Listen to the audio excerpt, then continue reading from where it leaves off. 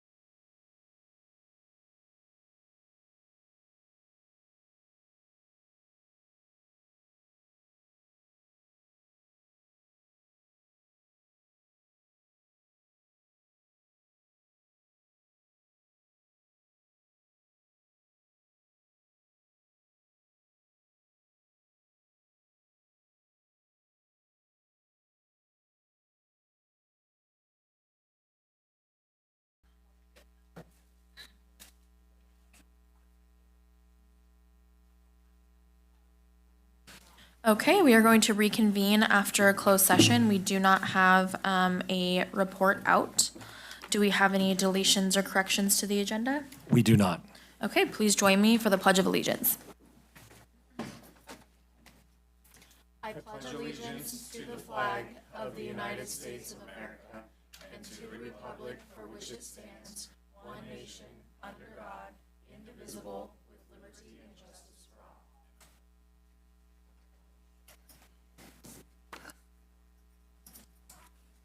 Okay, we don't have any presentations or recognitions. We do have some people from our employee organizations here. So we'll start with ACTA and Miss Jensen.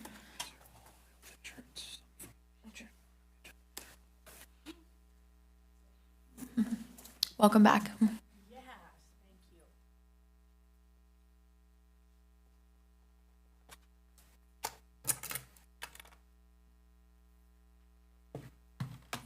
Hello, hello, hello. I missed you. I thought about you quite a lot, but it went that far. I was out in the woods and had a lovely, lovely time being away. Good evening. Tonight, I'm going to be speaking to current issues revolving around the district's proposed healthcare solution. And I promise I'll do my very best to keep from getting too far into the weeds. The reality we are all navigating, teachers, bus drivers, administrators, aides, all Amador County school employees, is that health insurance cover costs are never, ever going to go down. In best case scenarios, the increase is minimal, but our current situation is worse than any of us could have ever imagined. The district's proposal to take Alliance recommendation to switch to CalPERS, which has been presented as being the only real path forward for district health benefits, will potentially financially devastate many of our members who rely on their employment in ACUSD to provide health care benefits for their families and themselves.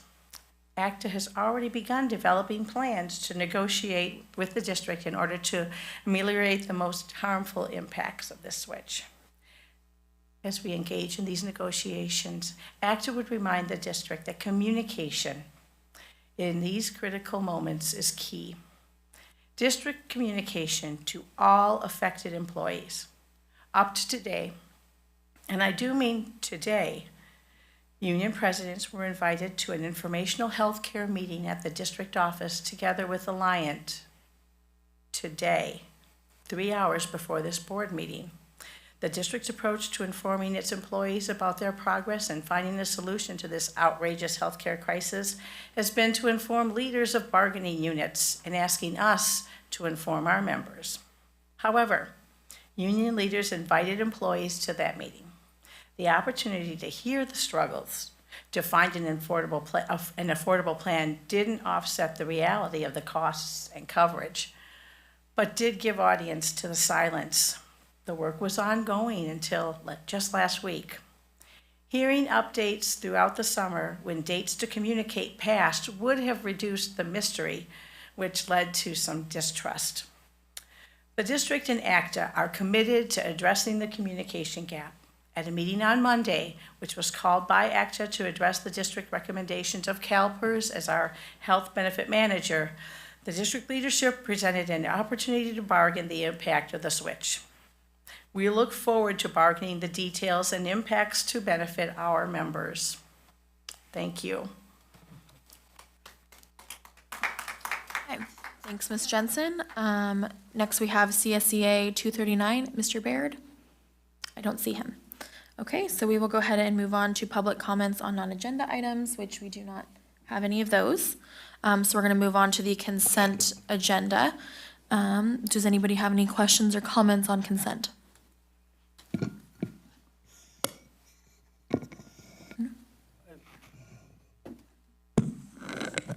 Going through the warrants, there's, I think I counted roughly 44 line items for AT&T. And I was just curious, make sure that I'm saying this correctly. Has this been, these costs been compared to a pool plan such as CalNet or anything like that? I know it has been reviewed by our technology specialist. So I couldn't tell you that for sure, but I know it has been evaluated before. We already get the CalNet rate, though. We through do, we AT&T. do, okay. Yes, we do. And I'm asking just because I don't know and I haven't heard anything, so would it be possible to get that cost breakdown on where these costs are? Are these all for cell phones? Are they all for AT&T service and cell phones, or what are they for? I don't believe that any of the ones listed here are for cell phones, So it's just for hardline? hard lines, yeah. Okay, okay. Thank you. Okay. Any other questions, comments? I just want to make the comment, not to be silly and belabor the AT&T point, but we had a lovely conversation at a previous meeting where I called their company incompetent because they couldn't do one big bill or whatever. And so I just want to reiterate my applause, my praise for the business office who gets to deal with all of that in all of their lovely bill payments. Yes, it's a lot of folding. Gosh, okay. All right, James? I had a question Oh. regarding check number ending in 8890 to the California School Board Association for $29,000. What are they doing for us for $29,000? Sure, the California School Board Gamut, the program that we use for the school board meetings, that's a part of it. It is also our policies, the membership that we have there with regards to all the different policies that we have that we update all the time. So it's kind of a review system and then pieces of that.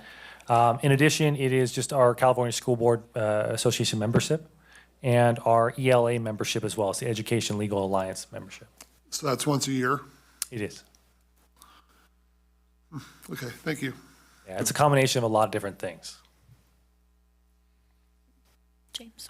I had the same question about the CSBA warrant. And so the 29,000, that's all of those combined that you stated? Correct. What portion is the school board membership? Do you know that? The, like the program that we use? Yeah, well, just, you said to pay for our membership? No. For It's Gamut. the membership that's for like Gamut. I'm sorry. Yeah, okay, So the Gamut membership is about $6,000 okay. of it. Yeah, I want to say that the policy piece is another $6,000 because it was about, I think, $15,000 total roughly for the different policy ones and the Gamut program. and that was like a combined package, not a à la carte type thing where you were like, oh, that looks good, let's get this one, let's get that one, let's get this one?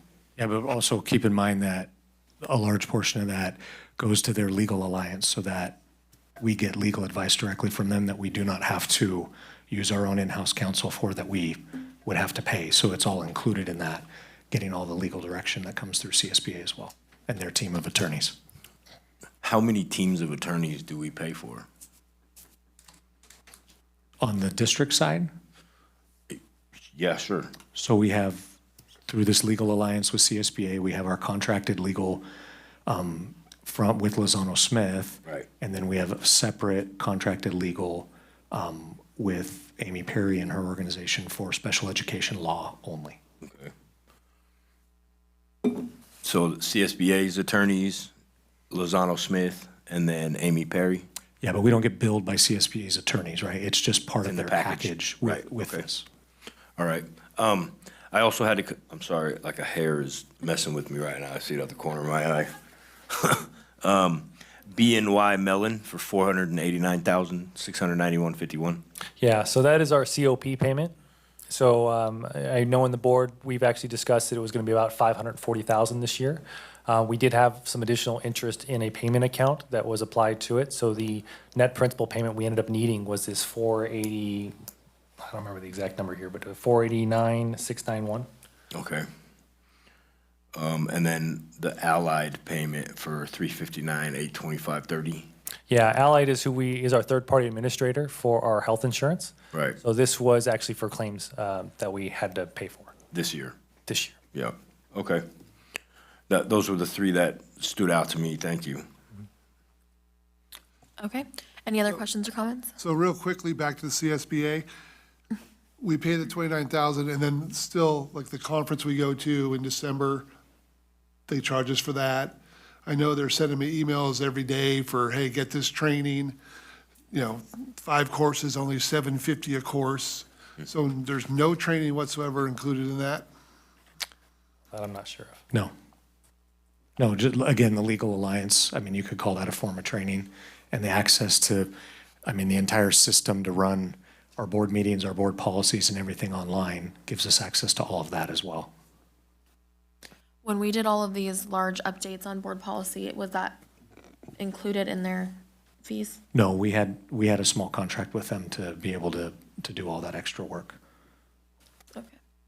Well, they provided us with the updates and we didn't update. Sure. So we were behind, so we needed their help to catch up. When we have board workshops and they're facilitated by CSBA, is that included in the membership? No. So basically, we're just, if I'm hearing this correctly, we're just paying for their legal services and the program to run the board meetings on? Correct. For $30,000 a year? Correct. Okay. What was the upcharge for the bylaws? We'll have to look at that. I don't remember offhand. Okay. Any other questions or comments on consent? No more sticky notes. Okay.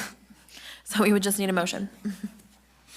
Motion that we approve item 12, the consent agenda. Second. Okay, and the vote, Peter? Yes. Ken? Yes. Shane? Yes. James? Aye. I'm also a yes. Okay, so we're going to move on to item 13, communications. We do not have any. So we'll go ahead and move on to our action items. We're on 14.1. We do have some speaker cards here. So I will go ahead and read the speaker card rules, if you will, and then we'll get started. Let me find the...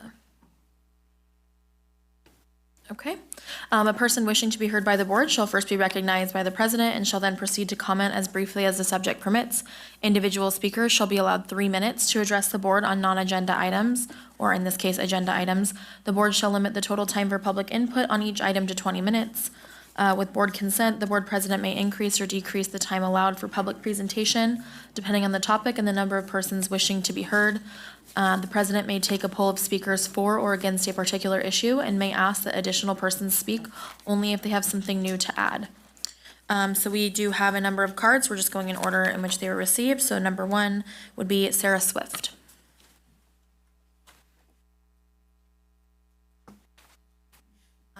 I prepared some handouts for you. I'd like to give those to you really quickly.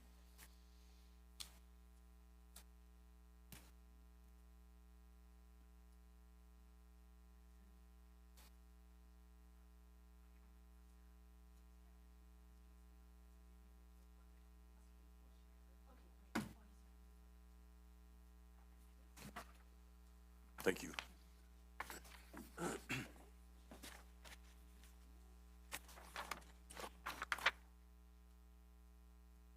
So really quickly, my name is Sarah Swift. I teach at North Star Academy. I've been teaching for 23 years, 21 years with Calaveras Unified.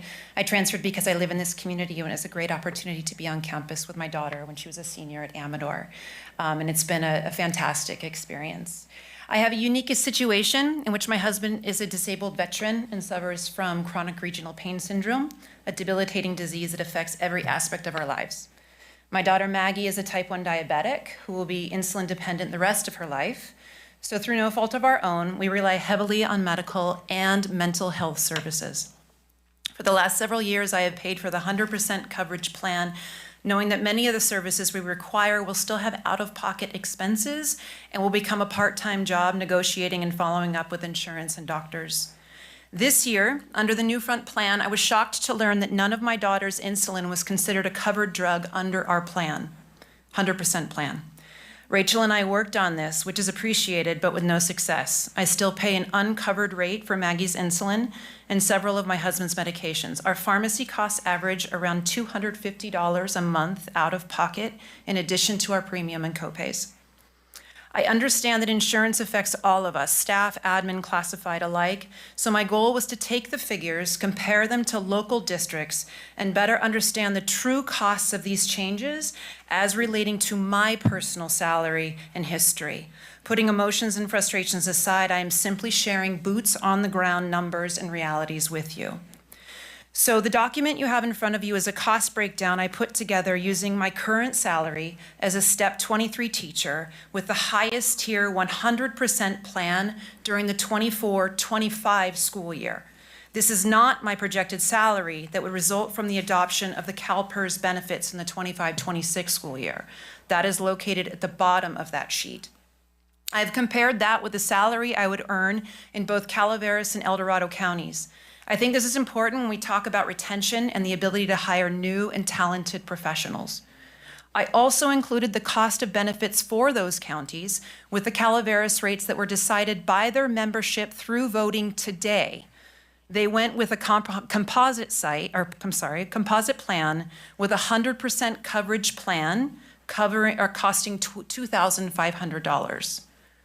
I then took those salaries and deducted insurance costs. You can see right away that in Amador, my salary minus insurance is around $24,000 less than it would be in El Dorado County. If you look down at the CalPERS section, it is important to understand a few items. I have broken down these numbers in the right-hand box on the page in front of you. It is important to note that the rate structure supplied to you by the district shows a 12-month employee. Since teachers are 11-month employees, you would need to multiply that monthly rate by 12, then divide by 11 to get our true cost. Is that my timer? Is it possible to get a few more minutes granted for these numbers? A little bit? Is that okay? I'd like to move to allow her more time to speak. I appreciate that. Thank you. I've spent a lot of time putting these together for you. My monthly cost would be $3,823 for the Platinum plan or $2,265 for the Gold plan. The top plan is a 90% plan, not the current 100% that I have. They are not offering us a 100% plan. Because of an increase in out-of-pocket deductibles and max amounts, I would also pay an additional $2,300 in basic costs unrelated to our premium. Can you give us just 1 second? We just need to finish was a a motion on motion the on the- table, and then you can oh, keep I'm going. Sorry. Yeah, no problem. Okay, and the vote, Peter? Ken? Shane? Yes. James? Aye. I'm also a yes. Go ahead. Thank you. The Gold plan would have an additional cost of $3,500 in those same areas. So going back to the left-hand column, if I stay with the best available plan, which is reduced to a 90% plan, my salary would decrease by $19,727 this year over last year. That's in addition to what I already pay for my top tier plan for the 24-25 year. If I reduce down to the Gold plan, my salary would reduce by a further $3,782, not including what my costs would be in the 20% reduction in treatment care. So I know time is of the essence here, and this is going longer. So let me just stress too, in doing the research, I also looked into local fire and sheriff to see what types of benefits the county was receiving. I included the rate structure in your packets, but the Deputy Sheriff's Association here in Amador can get a CalPERS Platinum Employee +2 plan for $1,918. I would pay $3,823 at ACUSD. The Jackson Fire Protection District pays up to 90% of employee benefits. A teacher position at Mule Creek Prison had a top pay of $141,084 in 2023. Calaveras County employees are offered an 80-20 plan for $1,990 through Allied Blue Cross. And all Calaveras employees are given $300 if they opt out of coverage here in Amador as well. That's for county office.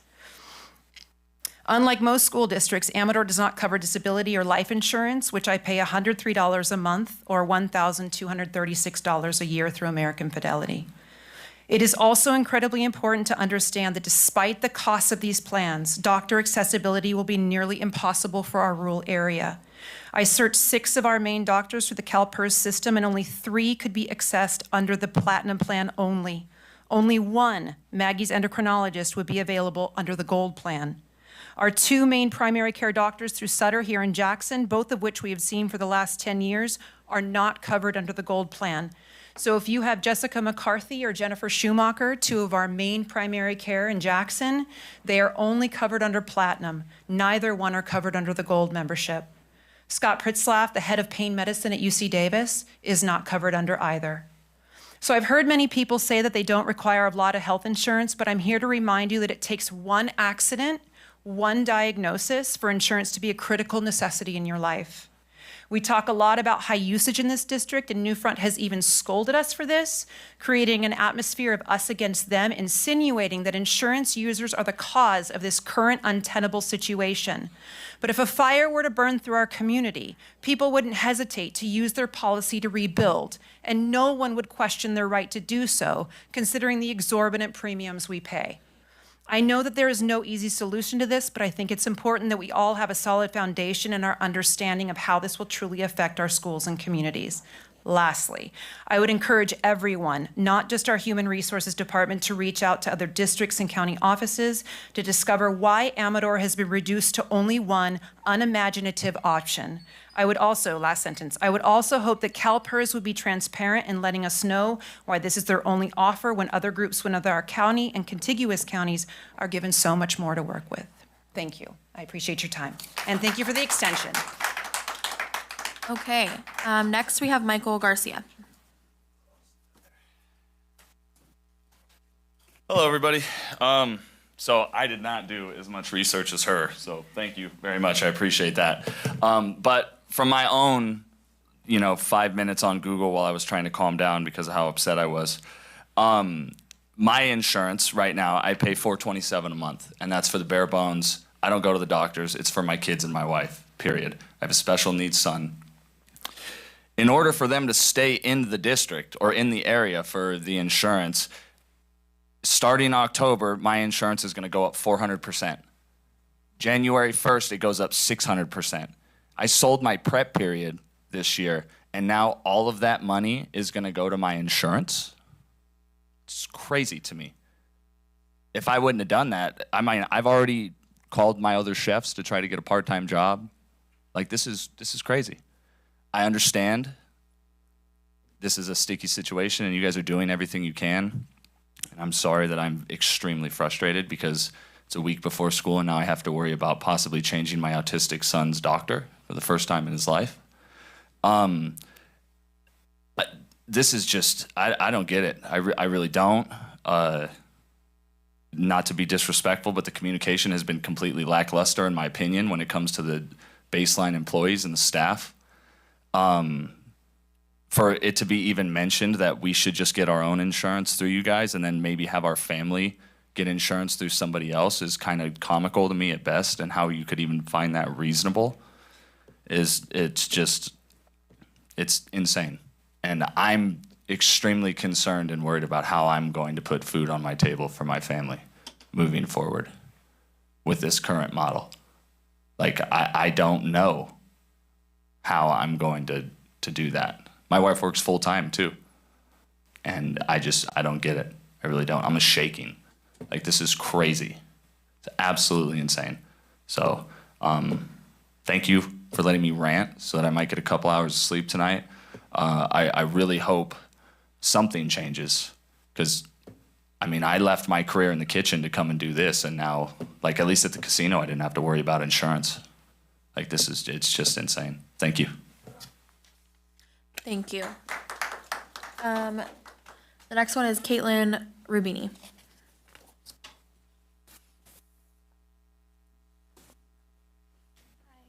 Good evening. Thank you for taking the time.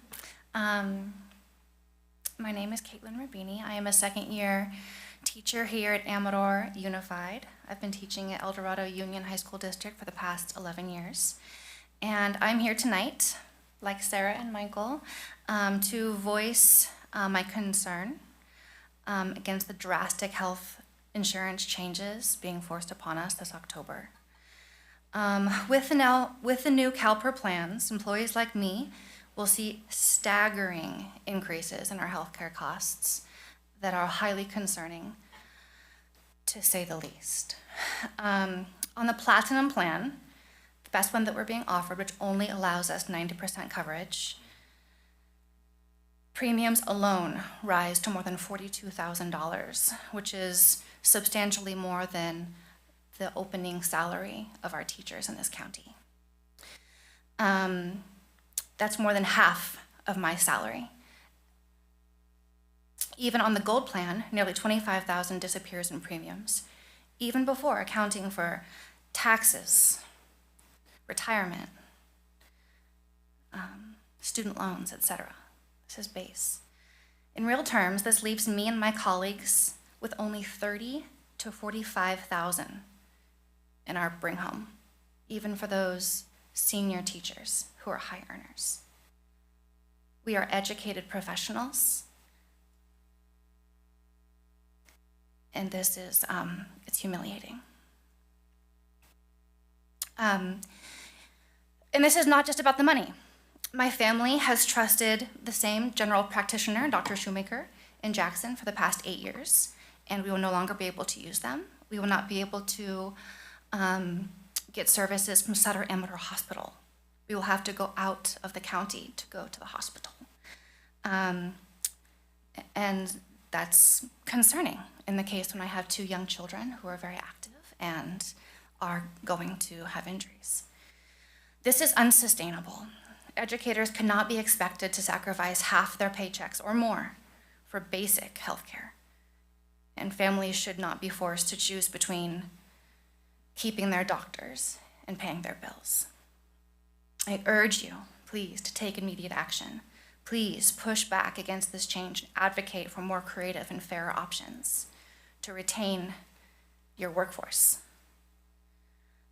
Protect the health and financial security of the people who dedicate their lives to serving Amador County students in the future.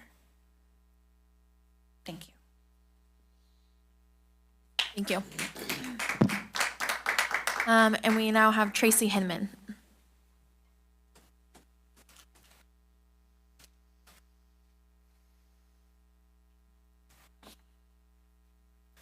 Good evening, Board and Cabinet. Thank you for the opportunity to speak. In addition to what the other members of the community mentioned, I did want to bring up 2 additional points. And one, in our meeting today, and I do appreciate the presenters, it was mentioned that there's going to be negotiating. And I would hope that, especially listening to the members, that the district really plans to provide for that, is my hope, that that's what's going to come. And then the second question is, and I had a few people ask me, as well, knowing that I'd be here speaking tonight, to also include, is this going to be considered one of those, I don't know the exact wording, but like life-altering situations that you're going to release people from their contract if they need to be released. It seems that if we go with this and it's at these levels for many of the people in the community, that this information wasn't what was imagined when that due date to sign your contract. And so it does seem reasonable and understandable to me that this would be considered one of those life-altering situations. Thank you. Thank you. Okay, we're gonna go ahead and move on to the item, 14.1, and we do have Mr. Norton.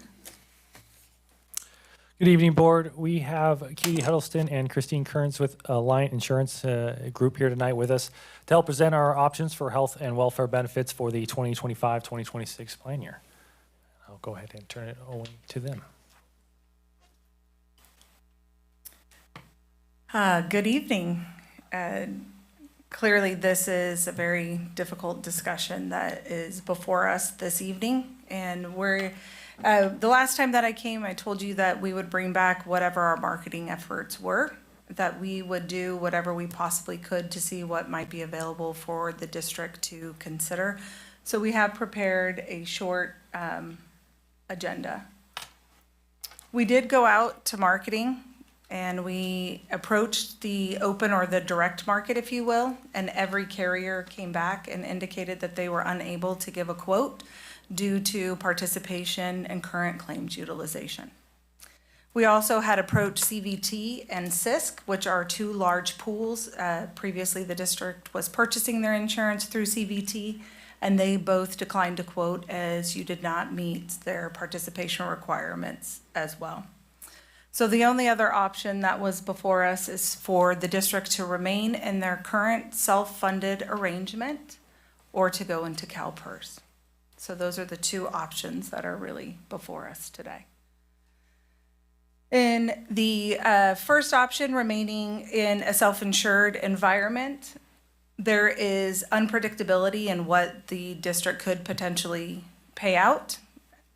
The district is essentially the insurance carrier. You have a network with Anthem that you basically rent behind you, and that's how you get your contracted rates and how claims are based and paid. However, if the rates that we set are not meeting what needs to be funded, the district is still on the hook for those claims. There is not that additional dollars behind you. You do have protection, you have insurance protection, but up to a certain cap. Anything above that cap, the district is still responsible for paying those claims. Inside CalPERS, if you were to move to CalPERS, which we do recognize, Christine and I have lamented over this, recognizing that CalPERS is not the ideal solution for the district from a provider perspective. That we recognize the local hospital is not in that. And what we have to remember or be reminded of is CalPERS is not a quote that we're getting. We're not going out and asking them, is your group eligible? CalPERS is just an option. It's come one, come all. They don't have the same requirements that the other carriers have. So while CalPERS is really the best solution from a predictability perspective for the district, you can predict the costs. The rates are the rates. There will not be any surprises from what's already been published by CalPERS. So yes, the employees will have the first 3 months at the 2025 rates, and then CalPERS rates, which are already released for January of 26. They know what the cost is, and that's what the employees are sharing with you today, is that they have taken a look at the rates. Alliant is committed to analyzing and reviewing these options year over year, that yes, the district is committed at a minimum of 15 months inside the CalPERS program. Alliant is committed to working with the district to review and consider mid-year if it, based upon enrollment, demographics, if things change, to go out to the market. And we can present that information up front to the district, the unions, and to the board so that you know what's before you in advance.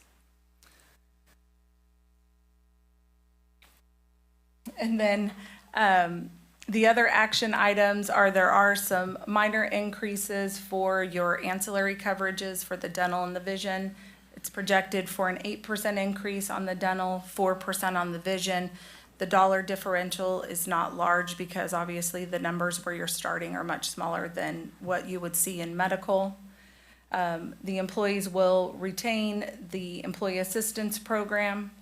If the decision of the board is to move into CalPERS, the retiree first option would go away. That's where your retirees over the age of 65 are purchasing some of their benefits today, as CalPERS will not allow that to remain in place. They require that the retirees either come back onto the district's plan or that they go and purchase retiree coverage on their own. So that particular component would be removed from the district. So before us, the next steps that we see is either the district's going to remain self-insured, or the only other solution that we have on the table at this time is to move into CalPERS. Are there questions that you have for us? Okay, we'll just go down the line, Peter. Yes, my question, I guess, pertains to the slightly depressing slide 4 that states pretty much everyone doesn't want to play ball with us. Declined to quote. If I'm understanding correctly, and I don't mean to oversimplify, but participation does not meet minimum requirements, meaning too many of our employees opt out. Correct. And so if a significant number of our employees chose to opt back into insurance, there's a possibility of moving to a different provider. That is true. That could happen after that 15-month period, is that correct? That is true. Okay, thank you. Ken? Okay, so a few questions. After hearing the teachers speak, specifically Sarah and Caitlin mentioned that there's no coverage availability for the hospital here or some of the doctors that are in Jackson. Is there any way to get that included? Or, I mean, I know they mentioned they want to make sure we're being as creative as we could in finding plans, because nobody wants to lose the doctor they're going to.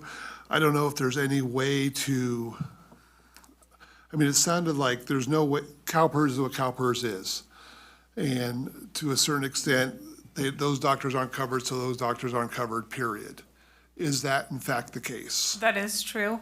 In the gold plan, it's Blue Shield's narrow network, if you will, so they don't include the Sutter doctor. So that is why that's not available in your community.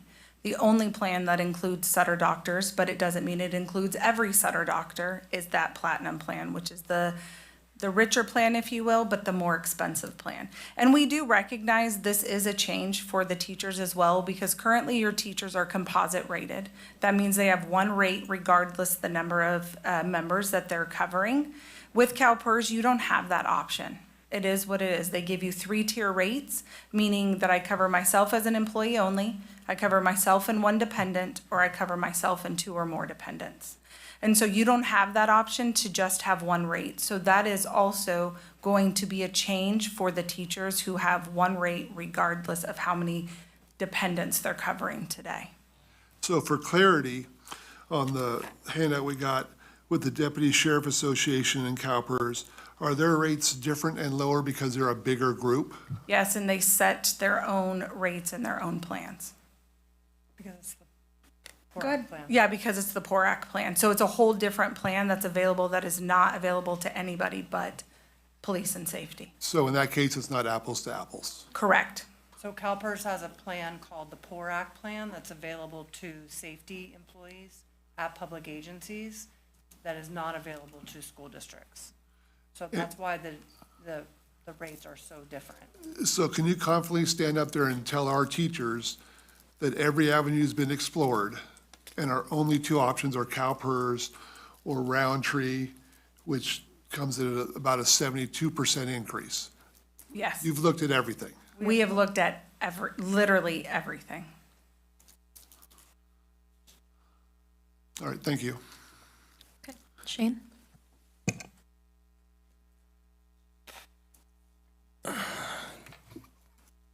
Peter and Ken, I think, have answered or asked the questions I was going to ask. I feel like we're letting down our teacher community big time. And I guess this is maybe for Jared.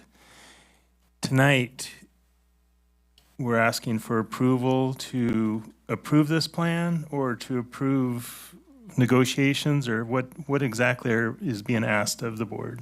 Tonight, what's being asked is that the board approve this move to CalPERS. And as was mentioned by numerous employees, the impact does not come until the month of October. And as Ms. Jensen mentioned in her comments at the beginning, we already served ACTA with an opportunity to bargain letter because we understand that if nothing changes, this is untenable for many of our employees. And so we have every intention to work with ACTA and our other bargaining units to work on potential solutions so that our employees do not see these actual negative impacts. But when you are switching health insurance providers, we're out of time is the problem. We have our current option which is from Newfront through Pareto, and what was not mentioned is Newfront had the ability to block one broker based on their contract, and so they blocked us from being able to continue in our current captive. Now, had we stayed self-insured with Pareto, the rates would have projected to go up a lot as well. Roundstone is an equivalent to what we had been doing, but again, the recommendation based off Alliance research was rates would go up 72% on our employees for self-insured. And because every other entity declined to quote, and our current insurance agreement expires at the end of September, the entry window for other options is closing quickly. And so, again, it's very frustrating, very This is impacting people's lives. I fully comprehend that, but I also believe that we can work on solutions over the next couple months so that the impact is not nearly as severe for our employees. Is there an advantage of, because I know we have another board meeting at the end of this month, is there an advantage of waiting until then to get the, I guess, more information out to our teachers? Or I'm just trying to figure out if I want to make sure everyone that is going to be impacted is fully informed.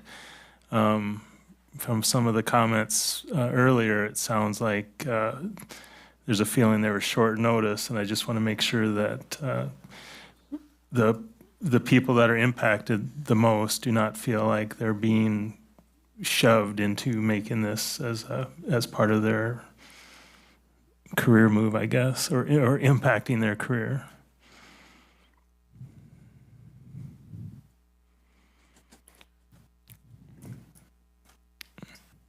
That's open to anybody.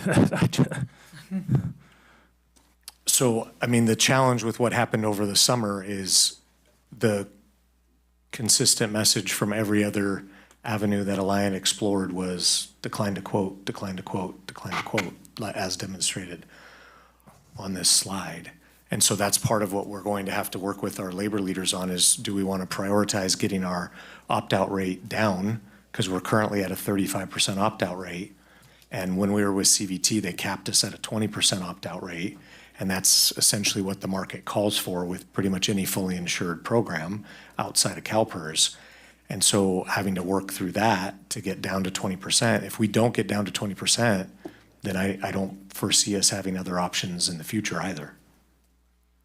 And so, sorry, I want to add another piece to that. There's also urgency here with regards to getting it set up for CalPERS. Tonight, we need to move forward with this recommendation, and then the next item up is a resolution to move in that direction. It takes X amount of time to get set up with CalPERS, and so folks have the least amount of disruptions possible with their coverage. With us renewing on 10/1, it takes time to then go through an open enrollment, which that also needs to get set up with American Fidelity and their enrollment system so that people can go through, enroll as necessary, then provide the correct feeds to CalPERS to then get them all signed up, get health cards, things like that. Already we're in a short time frame. The recommendation is to be 90 days. And we've been pushing this because we've been hoping for something else to become available. So this is why we took so long in terms of making this decision or coming to this, because we've been trying every avenue. Alliant's done a great job in pursuing that as much as is humanly possible, coming with creative ideas and things to try that are different. So that's really where the urgency is tonight. We can't really wait anymore. If we do, we risk even more disruptions, and it could be very detrimental in that sense.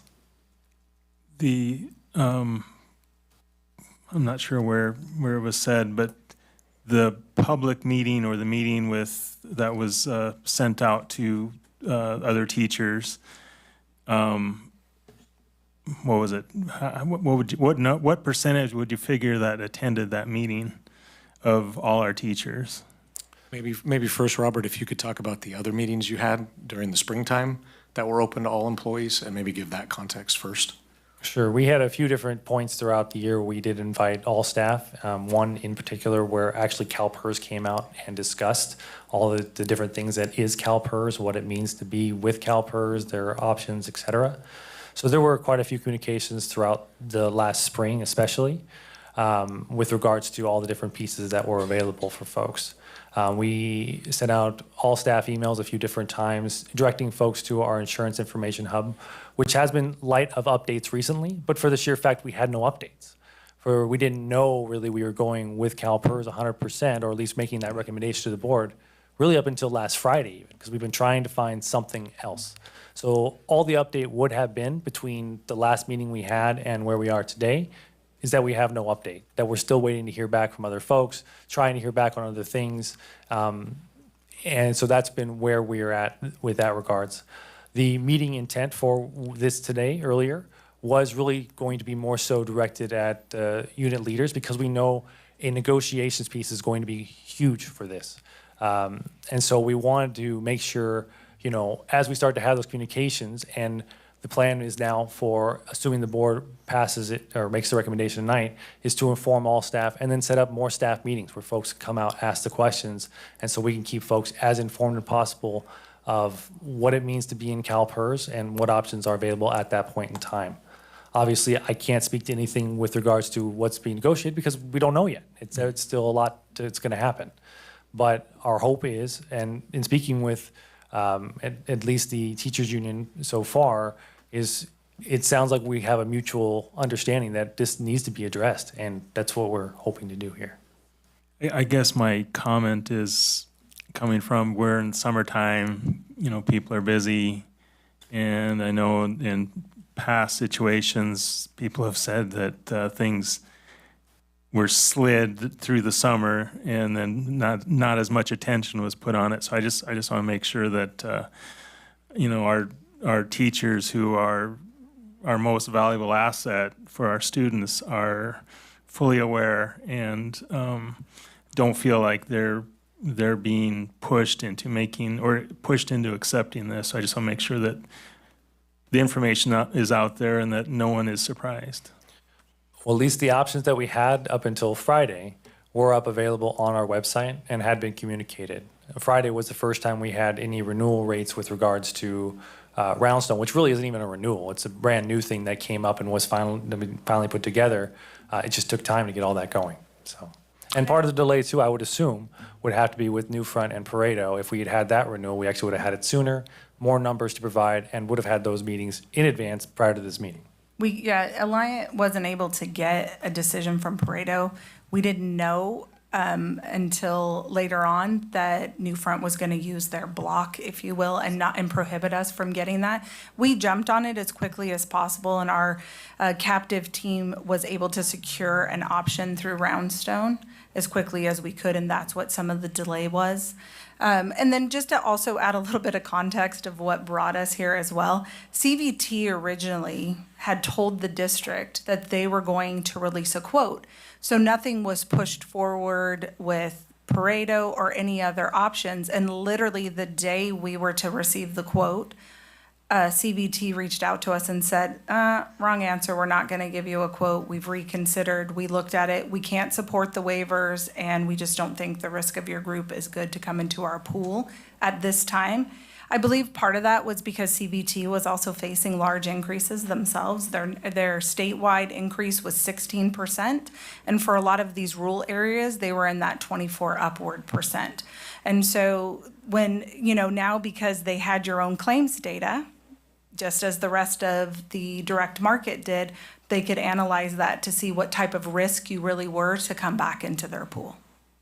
So that was another thing that led to the delay here, was that we thought we had a quote from CVT. They promised that to the district, and then they rescinded that. And then we were scrambling at the end, especially when Pareto would not release the renewal to us to come up with another solution. If I might add, the 72% recommendation is more about your claims than it is about the Pareto renewal or the Roundstone proposal. Because when we set your rates as a self-funded employer, it's claims plus your stop loss, plus the fixed costs with Allied and renting the Anthem network. So your claims are calling for a 72% increase in the funding rates that you're using today. And that's super hard to hear, and just a very painful reality, and one of the reasons why we have only really one option. And we don't like the option, but stay self-funded and continue the path of paying your claims every week and being your own self-funded employer, or go to a fixed cost arrangement where you have those fully insured premiums. It is certainly not perfect. Thank you. James? Like I've said, every time it's my turn to talk with this agenda item, I'm spoiled, and it makes me realize that more and more every time, having the VA and TRICARE. Some things that I heard listening to everybody speak with Mr. Gale's comment, I believe Mr. Critchfield had said that, or somebody had said that could be in 15 months re-looked at. What would cause it to not be? Because the word could is what my ear hit. Like, okay, well, I don't want could, I want can, right? Or will. Well, we will look at it. Oops, sorry, and didn't happen, guys. No, we will look at it, and that's one of the comments that I made, is that Alliant is committed to taking a look at this and letting you know in advance based upon where the enrollment is sitting today, how you would stack up, and if the marketplace would consider giving you a quote. But we are committed to revisiting this kind of mid-year to see if you have improved and it's attractive for you to go out to the market. I'll clarify my comments. Part of this has to do with the fact that it needs to be negotiated, and I'm trying to honor that with our labor partners and looking right at Jeannie right now in how this is operated. What I was stating was, because of could, is we would have to negotiate getting down to only 20% opt-outs. I don't know, big picture, if that's going to be in everyone's best interest. And I don't want to give an opinion on that, because that would completely circumvent the negotiations process. So that's why I use the word could. Yeah. But we've tried this once. We know if we stay at 35% opt-out, it'll be Groundhog Day if we go out to quote next year. And so I'm asking for forgiveness right now from Jeannie if she thinks I overstepped. But again, because this has to be negotiated, we have to honor that process with our labor partners. And we can't just say, well, yeah, we'll have a bunch of quotes next year, because that would be me saying that to our unions that they have to get down to 20% opt-out. And they have to look out for their members and look at the whole situation as well, if that makes sense. I understand. I appreciate the clarification. Sitting here listening again, I'm going to say that everybody's an armchair quarterback. And I'm sure people are going to say, I have already heard that brokers shouldn't be used, couldn't be used, should be used, are bad, are good. No disrespect to this question, I'm asking because I don't know. Do you guys make a certain amount of money off of one than the other? Like, meaning a used car salesman wants me to buy a Mercedes. We won't earn anything from, if you move into CalPERS. Okay. That's good to know. Which speaks Just to so my. that the scuttlebutt doesn't go off the hinges, right? You know what I mean? And James, I'm glad you asked that, because that speaks to our confidence level in Alliant. Just to remind everyone, they just showed up to help us with this. So Sure, yeah. we were already in a mess, and we've asked them to dig out. And while we may not like the option, the recommendation that they're giving us is one where they don't make a commission. So to me, that shows you Absolutely. they have explored everything, and they're not in this to make a dollar. They're truly trying to help us navigate this problem. And I appreciate that clarification as well. I would just like to add, Amador County has been our client for over 15 years. Calaveras County, El Dorado County, Placer County. So we're the largest. County government, right? Just to be clear, not the school district's county government. County government, City of Stockton. Sheriff's Department has said you're amazing. Oh. The county people have said you're amazing, so. Yeah. So we're the largest public entity employee benefits broker in the state. All of my clients are public agencies. So this is a very, very challenging situation, and believe me, neither one of us wanted to stand up here and talk about this option.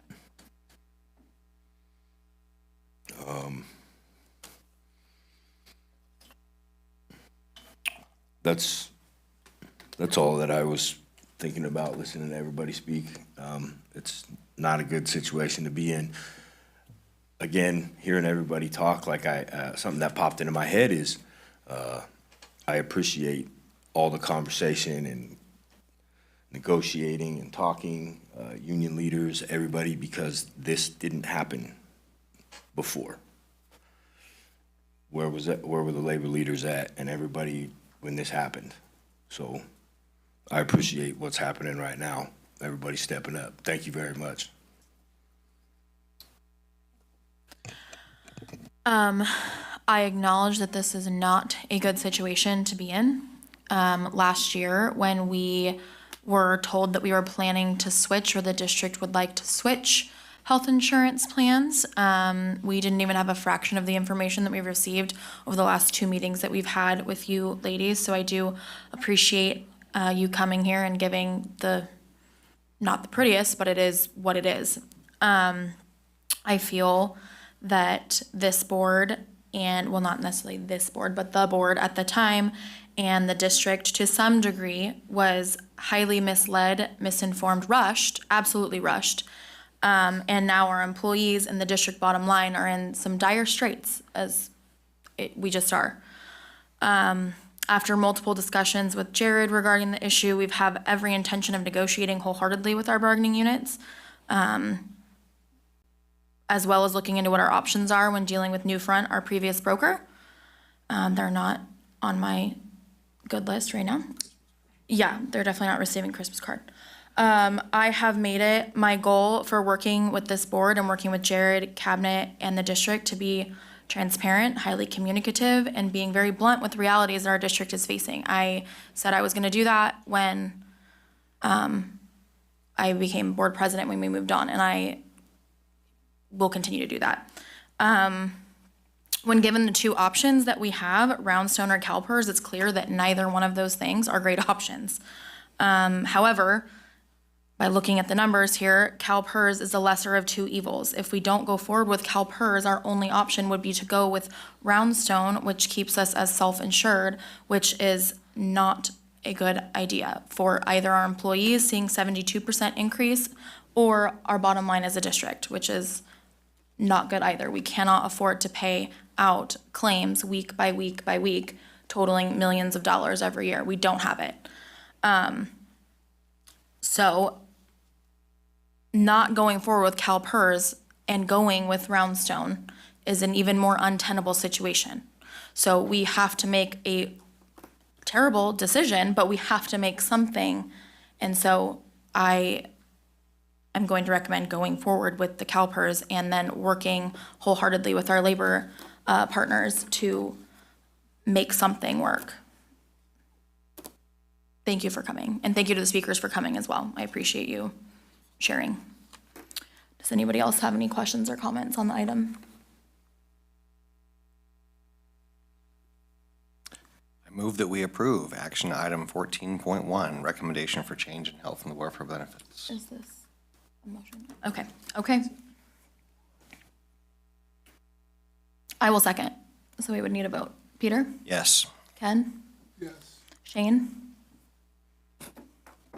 Reluctantly, yes. James? Yes. And I'm also a yes. Okay, we're going to go ahead and move on to item 14.2, the resolution ACUSD 2526 for CalPERS health benefits with Mr. Norton. Thank you, Board. This is the official resolution to transition to CalPERS health benefits. This further outlines the PEMCA minimum and how we are using what is called an unequal method to reach the PEMCA minimum over the next 20 years. I'll explain this more here in a second. This also notes that our effective date to join will be October 1st, 2025, right when our self-insured plan ends. Essentially, the PEMCA minimum with a transition to CalPERS, we had discussed before, it does require a retiree contribution. So now that we do have retirees coming in, we have to pay essentially the PEMCA minimum, but they allow you to build up to it. So what happens is it starts with a $1 contribution in the first year because we are choosing to do the unequal method. That's what this resolution is stating. And so for each retiree that decides to take our health insurance, they essentially will get $1 toward their health insurance that they want. We estimate about 70 retirees will take it based on what we've had through past experience. So we're looking at about $70 a month for the next 3 months, and then it goes up by 5% after that. So the total annual that we expect for fiscal year 26 to be for this cost is $3,570 total. New to this too will be an OPEB liability, just so there's clarity on that. We did discuss this at prior meetings, but just to reiterate, incurred in moving to CalPERS because we are now providing a retiree contribution. there is a OPEB liability that essentially lives on our books, which states this is the value of the contribution over the amount of the estimated lives of these retirees. So a rough estimate of what that book value would be is $892,000 in year one. And the reason for that is purely this is the estimated value. It lives on the books. It does not affect our budget each year, but is more of a balance sheet item that goes for folks who look at our total financial picture that shows this is a long-term potential risk, but not something we're actually spending on a year-to-year basis. The PEMCA minimum does go up 5% a year till we reach the minimum. At this current point in time, that is $158 a month for retirees. So with this time, I recommend the board approve. This would confirm also our basically our recommendation to go to CalPERS, and I'm available for any questions the board has. Okay, Peter? Trying to understand. I know in my current situation with Manteca Unified, once I retire, I'm on my own. I get to, figure out my own health insurance, Medicare, whatever it's going to be. Is this a new thing that we are doing, and strictly because we're moving with CalPERS that we have to do this? Can you help me understand what this is? Absolutely. With the transition to CalPERS, this is an absolute you have to. So it's a mandatory thing that CalPERS requires for any of your retirees from the district. Now, there are other stipulations we can add into this, and we will definitely be looking into those as we move forward. But you can set like years stipulations, so you have to be with the district for X amount of years per se.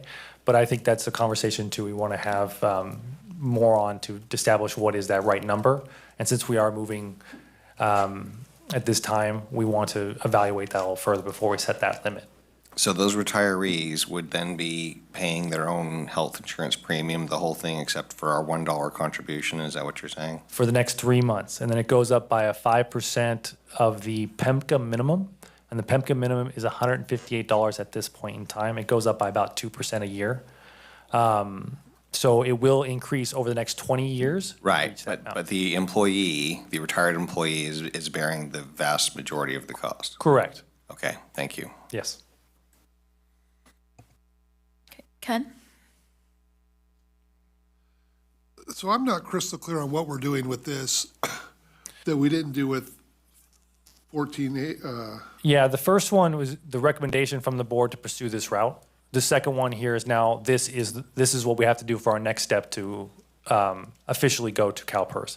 This one is the resolution that says we are now going, and these are some of the rules behind it.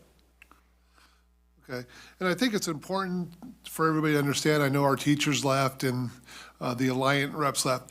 This is what we have to do because this is our only option. Yes. So anybody that's watching or anything, this isn't something that the board wanted to do. This is kind of our only option.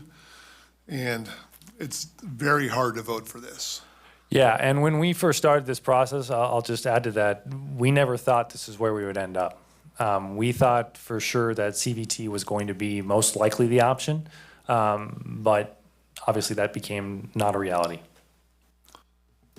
Thank you. I just needed to say that. And I hope that we are true to our word of the district office and the unions do work together so that there is a better outcome for our teachers. Because as Kayla mentioned, and they are our most important asset. I believe it was Kayla, but we need to remember that. Thank you. Okay. Shane? No questions. James? No, I don't have any questions. Okay, so I just want to be clear here. Is this right here is talking about retirees, or is it also talking about our current employees? It's both, but the main focus of the extra language that it has within here is around the PEMCA minimum contribution and the retirees. Okay, and then it says here, contribution details for employees. The employer contribution will cover the full cost of health benefit plan enrollment, including family members, up to the PEMCA minimum monthly amount, $158 a month in 2025. So this isn't an added cost on top of for our employees, right? No, so basically that's the minimum contribution we would have to make. Okay. Our contribution with the health and welfare cap is well above that. More than that, okay. Okay. Any other questions or comments? One more comment. I would hope by the time of our next meeting, which is 3 weeks, I believe, we can get a update on how the unions and the district office is working towards a solution. So let's get on this sooner than later. So for this then, if there's no further discussion, we would just need a motion. I'll move to approve item 14.2, resolution ACUSD 2025/2026-02 for CalPERS health benefits. Second, Okay, and the vote, Peter? Yes. Ken? yes. Shane? Yes. James? Aye. I'm also a yes. Okay, item 14.3, substitute salary schedules. Mr. Norton. Thank you, Board. These are the updated salary schedules for our substitutes for the 2025-2026 fiscal year. As noted in prior board meetings, we're doing this for STRS and PERS compliance. We are required to update our salary schedules annually to make sure our salaries are PERSable and STRSable. Changes include correcting and updating positions previously omitted or removing those that are no longer in use. There were some language that was added on the certificated substitute salary schedule to provide substitutes for special education positions an extra $25 per day to further incentivize filling those vacant roles. This is actually not a change. We have been doing this anyway. It just was not officially on the salary schedule. So just want to make sure it does say no fiscal implications, and that's why. In addition, the classified salary schedule did update the hourly rate. Again, we always pay our classified subs at our step one of whatever range that position falls in. This is just updating it. There was a raise that occurred last fiscal year that was not done to the salary schedule. So we were paying on it without it actually being there. This officially makes that there. And then overall, there were no fiscal impacts as I mentioned before, and it was just a schedule, just some minor changes there. So at this time, we recommend the board approve. If you have any questions, feel free to ask. Okay, Peter? Just to be clear, on the chart that's looking at the classified, we have a lot of stuff in red and crossed out. That's simply because those positions are no longer. Correct. Okay, thank you. Ken? So building on Peter's question, we no longer have a designated behind-the-wheel bus driver trainer or a dispatcher? So those are, because the titles are a little different than what it shows there. You'll see there's also an administrative assistant, I want to say 3. That's also / dispatcher, because that's the official job description. It got floated on there without, and it should have always been the other. Basically, our job description should match what our salary schedules are, so there's some cleaner here. The behind-the-wheel driver trainer is because I believe there's another one on there that says driver trainer. Bus driver trainer, and that's the same thing. So it's just, it was duplicated on there. So we just are correcting some inconsistencies. Redundancy. Correct. That too. Okay. Shane? Kind of a side question. Do you have anything as far as a preliminary list of our upcoming subs that want to come this year? I could take that one. We're very pleased to share. We're quite a bit of outreach with prospective subs on the certificated side as well as our classified side. Matter of fact, just met with one of our managers today about what we're looking to do with one of our particular classifications and classified. And so, yeah, we're getting ourselves all set up as best as possible to have subs. I've had a couple retired teachers come up to me and mention that they're looking eager to come back, I guess, and sub. Has the issues we had last year about the going through the process of getting approved, do we have that all ironed out? Absolutely. We've got 2 components now. So we still have Assembly Bill 2534 that we're all dealing with. When we're getting responses, we've already received some consult by legal counsel as well from our JPA. That we can move forward with our superintendent's support and approval. So we have that avenue, but I will tell you, what we're seeing now, typically one of our staff in HR is the one that does the initial notice to folks that we need that response back. When we're not getting a response in a timely fashion, I then send something directly to the person in my role in that organization, and it's amazing what is accomplished when that happens. So we're seeing some better response times, and we're just going to continue to monitor where we have issues. That's where I'll look to Superintendent Critchfield to be able to give us that authority to move forward. So the Assembly bill that was referenced, just as a reminder, requires that before bringing on a certificated staff member, even as a substitute, we have to reach out to every district that that employee worked for, and they have to respond back to us saying that there was no adverse action or egregious misconduct by that employee. And so last year, when that was brand new, we had a hard time hearing back from certain districts who just weren't responding. And so then we weren't allowed to move forward with the hire. And so in particular in JPA meetings that Robert and I attend, we push really hard for, this is kind of ridiculous. Like why, so there's no incentive for that district to tell us anything, but then they're telling us that we can't hire. And sometimes this is an employee who worked for that district 30 years ago. And so we got an opinion that after we make a good faith effort, if we don't hear back, we can still move forward with hiring. And so that delay that was sometimes months will go away because we won't be relying on districts if they're being non-responsive, if that makes sense. Yeah. Sorry to throw you a curveball, Robert. Just when subs came up, I thought I'd ask. Yeah, no, it's good to go over that. Okay, James? No, I don't have any questions or comments. I don't have any questions or comments on this either, so we would just need a motion. And you can approve both together, A and B. Motion that we approve item 14.3. Okay, and the vote, Peter? Yes. Ken? Yes. Shane? Yes. James? Aye. I'm also a yes. Thank you, board. Okay, we're gonna move on to discussion items. 15.1 will be consolidation considerations. 7 through 9 and 10 through 12th grade model. Mr. Critchfield, Mrs. Horn, and Mrs. Gravett. Thank you. So Mrs. Gravett, right on cue, is coming up to the podium. After feedback from the board and continuing to, let me back up.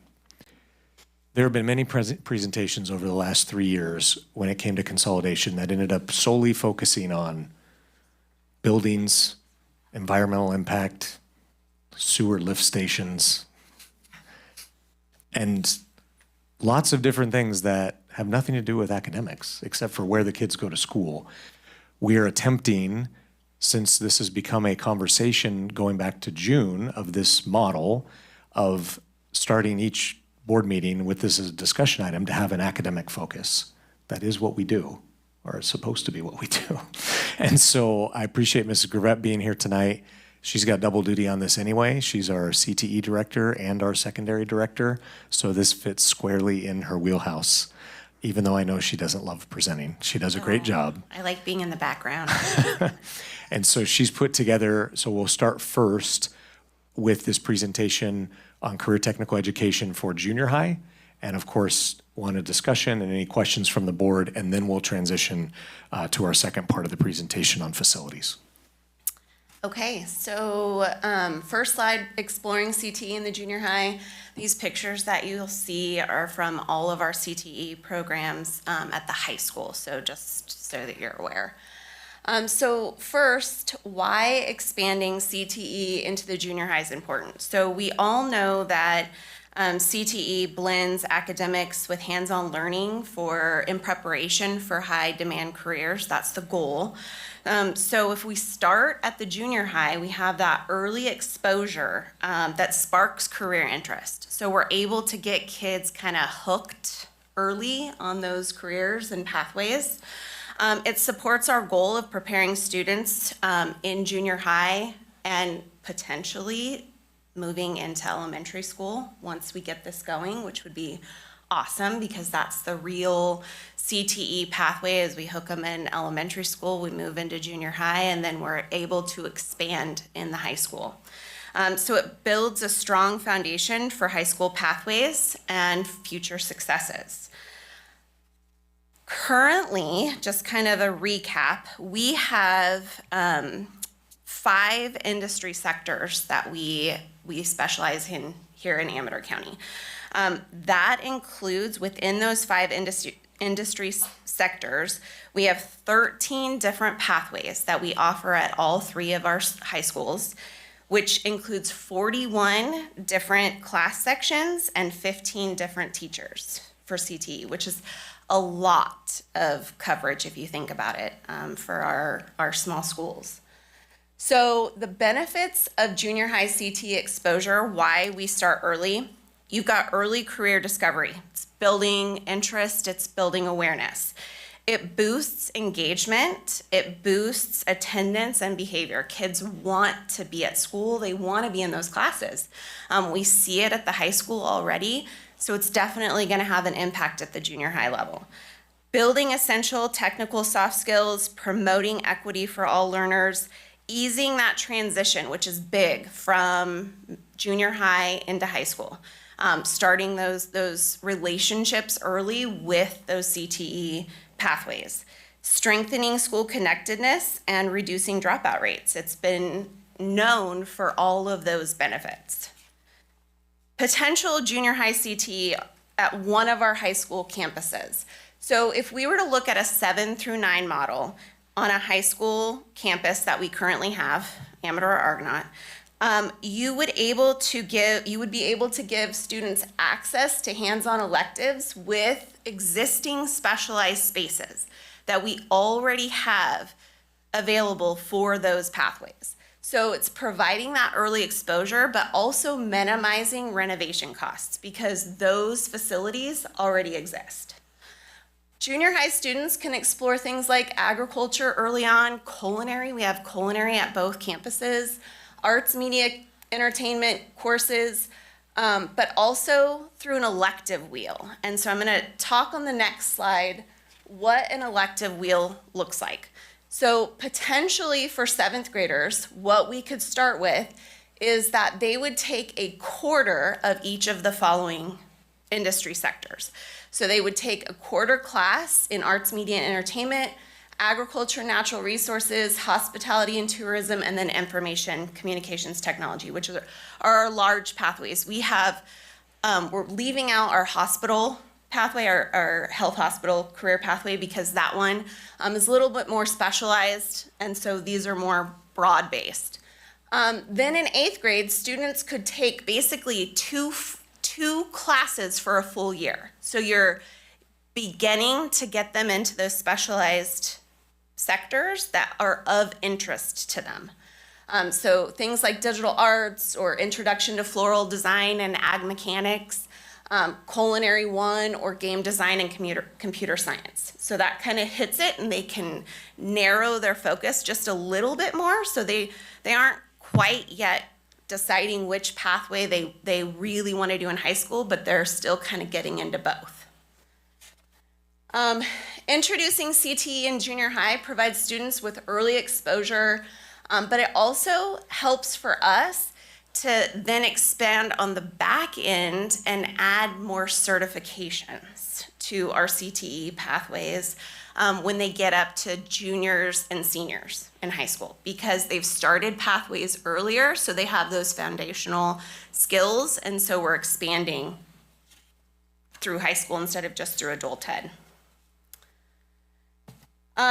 Success indicators. So higher student engagement and attendance, we've already kind of talked about, kids want to be there.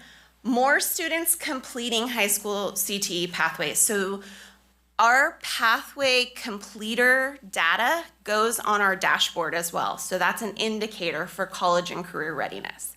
So if we are providing our students with more opportunities to become pathway completers, that data is reflected in our dashboard as well. Stronger school connection and academic success, which we've kind of already talked about, and also early exposure, preparing kids for career, college, and the military. So what would need to happen at high school to make this happen, what would need to happen at a high school, one of the high schools, to make this happen for junior high? Currently, we have about $500,000 in K-12 strong workforce grant funds that have to be spent by June 2026 on middle school, junior high programs here in Amador County. So we currently have that amount of money that needs to be spent by June of 2026. So those funds can be used to update spaces and equipment for 7th through 9th grade CTE courses on one of those 2 high school campuses. Possible upgrades to culinary, welding, ceramic facilities if necessary. Both high schools have operable facilities right now, but if we needed to retro, we could.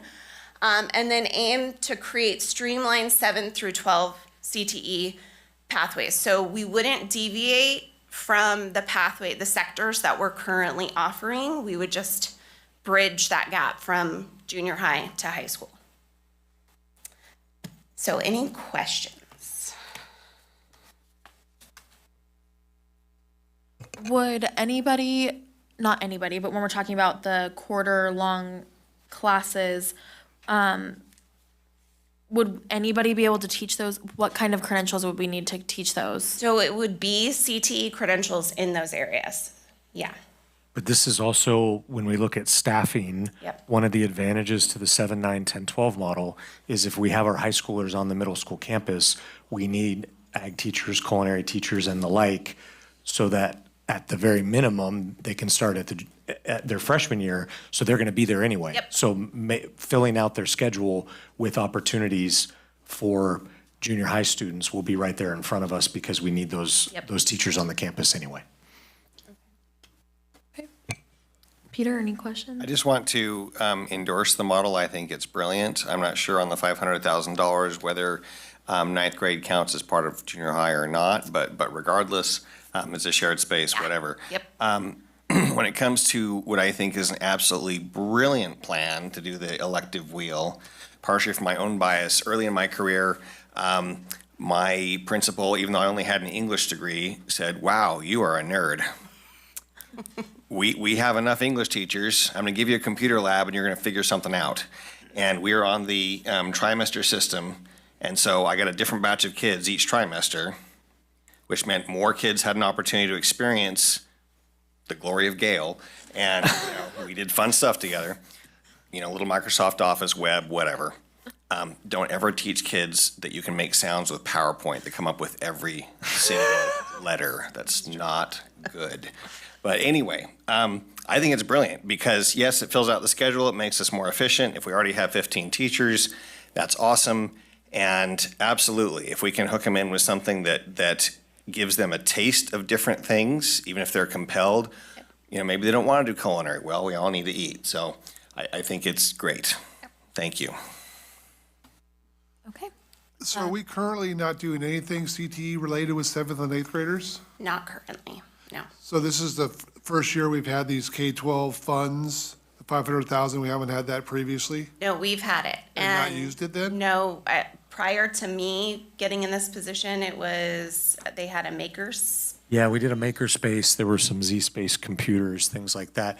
It's a great question, Ken. The biggest problem, this is where facilities and academics do overlap. Neither one of our junior highs has the facilities to be able to operate these types of electives, right? We don't have a shop or a culinary space or things like that. Yeah, that's why I was wondering if there were these funds in previous years, how were they used, or were they just So given back?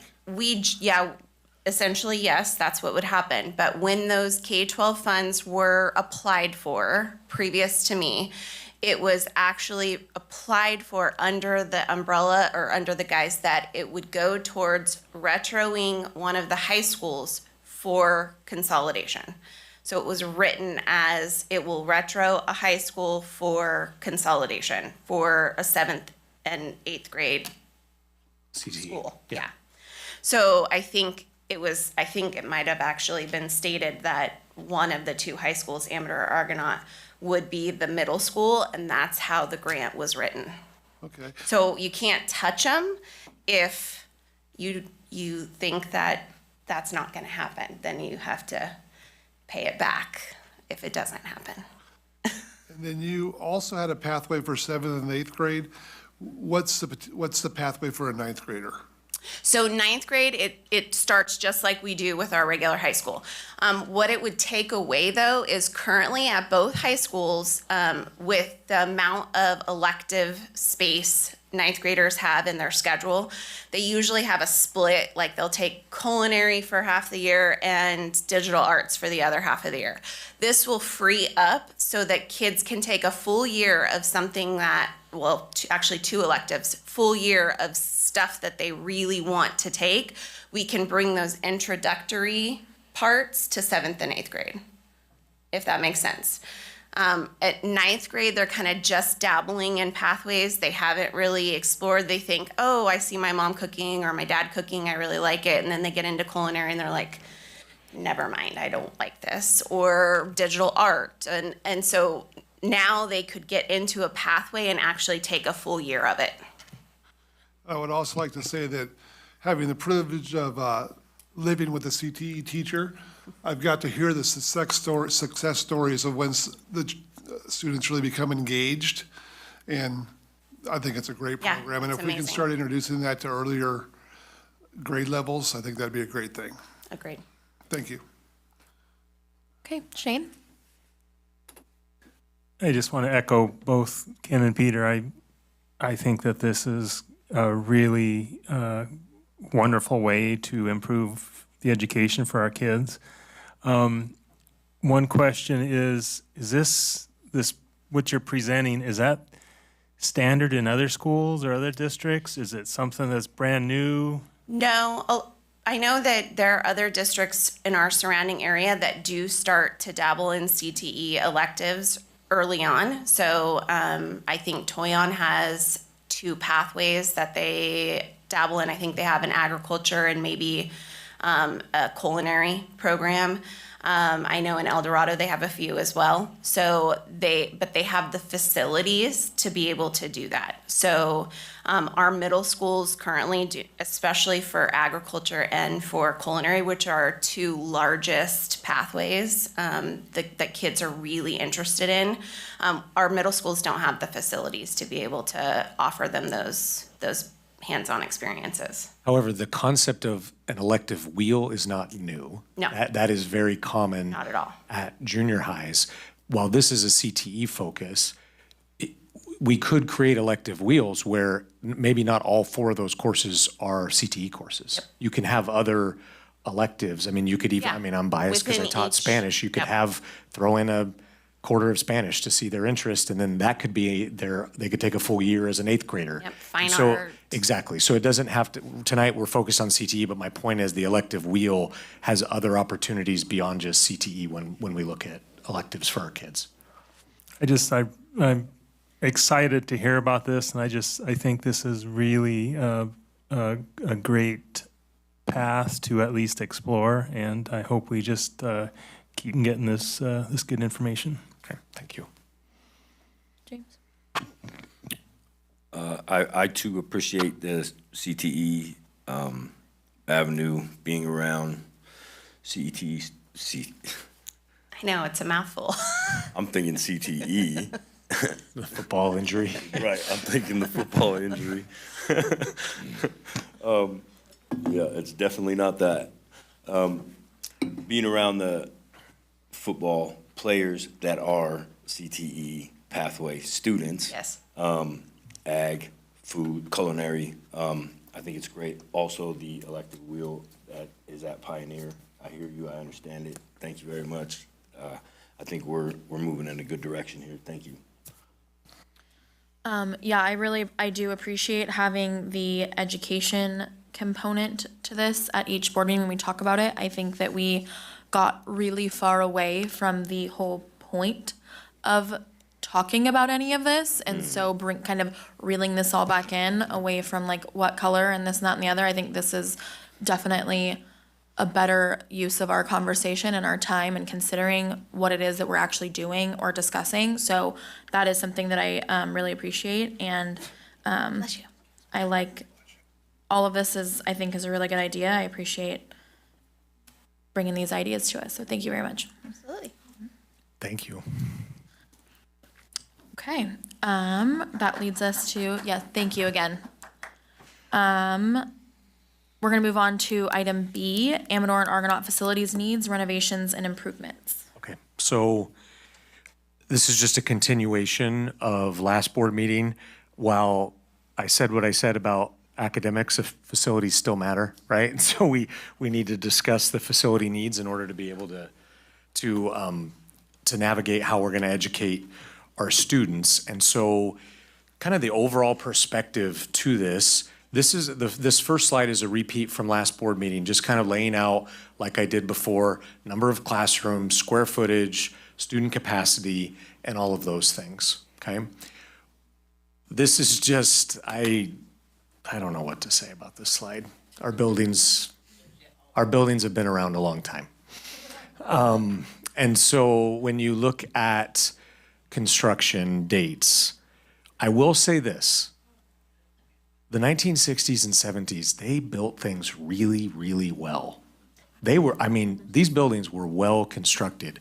What we run into, let me say it this way, very rarely have we run into any structural issues with these buildings. Roofs go bad, windows get old, utility systems start failing, right? Those are the main issues. But another way to say it is the bones are really good in these buildings, okay? When athletic events start opening up this year, a great example will be, we found a really good contractor who said, for years we had contractors tell us you need to replace the entire gym floor at Amador High School. And our awesome team at Amador, I'm not gonna take any credit, they found a guy, I don't know where they found him, but everyone's got a guy. They found the guy, okay? And he refinished the gym floor at Amador, and I told Mr. Cagle, there's only one problem. Anybody from Argonaut that looks at this floor is going to say, why don't we get that? It's that nice. It looks brand new. And it is the original gym floor minus about 80 or 90 boards that they replaced. And so there's a lot you can do to refresh these buildings to make them nice. The challenge with the 7, 8, 9, 12 model, as I discussed going back to June, was the COP money, the majority of it, if not all of it, would go to a new building. And so that'd be great. We'd have a nice 2-story building on Argonaut's campus, and we'd still have a library built in 1966 and a science building in 1973 and a shop and all, right? All of those things. So the perspective I want us to have on this conversation is we're not going to be able to do everything. It's not like all of a sudden everything's going to be fixed, but given the possibility of consolidating with little to no new construction, the COP funds could be put into improving the facilities that already exist and making them better for our students and not putting that money into a bunch of new construction. Does that kind of get us off on the right foot? Does that, as an understanding? If you really want to just bemoan our state, look at how old some of these portables are. Most portables are designed to last 15 years. It's been more than 15 since 1986. We have had, I want to give a shout out to Charlie Foyle in our maintenance department. He spent, and some of your board members have seen this, he spent a good amount of time refreshing portable classrooms at Argonaut High and did an amazing job inside and out and giving them a facelift and making them just more functional and operable moving forward.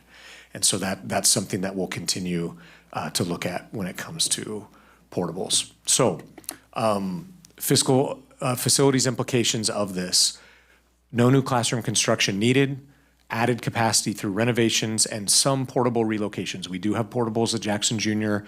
These were discussed in the original consolidation plan that are in very good shape that could be relocated as well just to increase classroom space.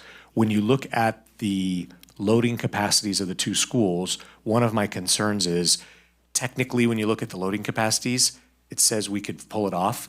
I think it would just be a little bit too tight, where you have little to no breathing room, the potential of teachers having to move around during prep periods to be able to have room for students. It just doesn't create the right kind of flow we want for teachers or students. And so being able to add some classroom capacity through renovations and portables versus new construction of a 10 classroom building, obviously the money goes a lot further. And then redirecting funds to infrastructure upgrades.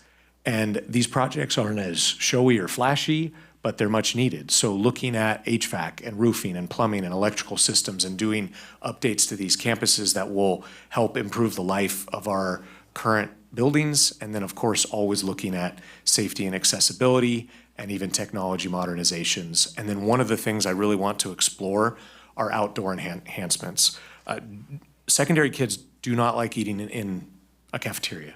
You're not cool if you do, right? And so it just doesn't happen. They'll be out there in the pouring rain. And I have secondary folks in the back giving me nods on this one. And so there's a lot of potential on both campuses to improve the outdoor spaces for kids to hang out, including maybe 2 elements of new construction we would consider would be covered outdoor eating areas, where you put up a massive structure with no walls, but a nice big roof, and it creates a nice area for kids to hang out. More hardscape spaces with sitting walls and shaded areas, just so students have an area to hang out, especially during lunchtime, but even before and after school with our secondary students providing that. And so, again, the focus would be long-term improvements that enhance the learning conditions and extend the lifespan of our current facilities. And so that's kind of the redirection I want us to take. Here are some ideas as we've started to brainstorm the potential ideas of what we could do at either of these campuses. And I won't go through those line by line, but those were included in the packet as well of the possibilities of things we could do to add more classrooms with the buildings that already exist and create spaces that are much needed for our students. And then infrastructure upgrades as well. Just looking at some of the needs, HVAC, you know, for example, Amador High, we weren't able to pull off HVAC with our COVID funds. We were able to get air conditioners in 3 of our 4 gymnasiums, so both current junior highs and Argonaut High, but we were not able to pull it off. We had a lot of state architect complications that would not allow for it, that we have sorted through now, and we could pull off that project using these COP funds. And then you'll notice many of these projects are not flashy or showy, but they're necessary to improve the lifespan of our campuses, just improving the infrastructure. The goal would be, I've met with our architect, the goal would be on these ideas that at the September 17th board meeting, I'm just gonna put it out there right now, we're doing a sequence of presentations on consolidation. Next board meeting, I will not be in attendance. Not that consolidation revolves around me. There are days it feels like that though. We are not going to do a consolidation presentation next board meeting. I will be dropping off my daughter at college, so I will not be in attendance, okay? And so September 17th will be our next board meeting where we discuss consolidation. The goal at that meeting would be to have cost estimates that go with these ideas. So as a board, you can start to wrap your head around, well, what's the possibility with the COP funds of doing these upgrades? And then multi-funding some of these projects. As Mrs. Grivette mentioned, the $500,000, there's another grant we're applying for that could potentially bring in more money for CTE to stretch the $15 million even further. And so that is a general overview of where we could go with our 2 high school campuses, but I would be remiss to not discuss the situation in Ione as well, because I know that has garnered a lot of attention, and duly so, with 31% of our total student population living within Ione Elementary's boundary. What I would also propose, because I know that I have stressed people out who work in the district office when I say, we got one shot at this. And I'm very serious about, we got one shot at this to get it right. With our bandwidth, our capacity, our ability to move forward a solid plan, what makes the most sense to me at this time, if we move forward with this model, is that in year 1 and maybe even year 2, Ione Elementary would be split, similar to a Sutter Creek Elementary split campus where the 4th through 6th graders can move to Ione Junior. Why would we do it that way? Those oldest kids can move very easily. They don't need all the small playgrounds and the little toilets and all the different things that are needed for our youngest learners. Keep the TK through 3rd grade students at Ione Elementary. We would solve the capacity issues that we're dealing with now of the campuses being maxed out, and phase 2 would then be getting Ione Junior set up for success to then be the junior high. When you worry about, well, how would we do a split campus? Just as an insight, I think I'll be making a strong recommendation that Ione Elementary School would have a vice principal. They currently don't have 6th graders, and they have well over 500 students. Once we have 6th graders at Ione Elementary, they will be well over 600, and depending on the year, even pushing 700 students. I think it's safe to say we should have a vice principal there. It would be a little bit more advantageous than what we have in Sutter Creek, with Mrs. Peters ping-ponging back and forth between the 2 campuses as the single administrator. You would potentially have 2 administrators, so they would work out a schedule where you would have one at each campus to cover all those administrative needs. So that's just, again, we've talked a lot about the secondary needs, but I don't want to leave out Ione in this conversation. And so that is part of the phased approach on how we would look at moving Ione Elementary to Ione Junior High School. And I'm happy to answer any questions. Okay, we'll just go on the line, Peter. It's always so fun going first. Thank you. In the Ione issue, that is very helpful to understand the numbers and perspective and scale that perhaps we could be as high as 600 or 700 students at those schools. I believe we propose the concept of at least exploring or considering flexibility with the community of Ione and allowing perhaps some choice where if a parent wished their child to remain through like a K-8 scenario at Ione Junior High and then transition as a ninth grader, for some of the students, has that been considered or that's completely untenable? It's absolutely been considered, but I will go back to Mrs. Gravette's conversation to say that would put our Ione students in an extreme disadvantage when it comes to career pathways. Okay, that's fair. And so I think we could look at an option, and it would not fit a large student population, but for some, maybe potentially putting a North Star teacher on that campus. So students who want to do some sort of model that way. We could also explore a hybrid model where they could enroll in an elective or two at the junior high and then do independent study for the rest. I don't want to make it sound like that's going to be a bunch of students, but I think there's a population that might go to, but for the majority, I think we put them at an academic disadvantage if we do a K-8. Fair enough. Okay, my secondary question, and first a little bit of praise.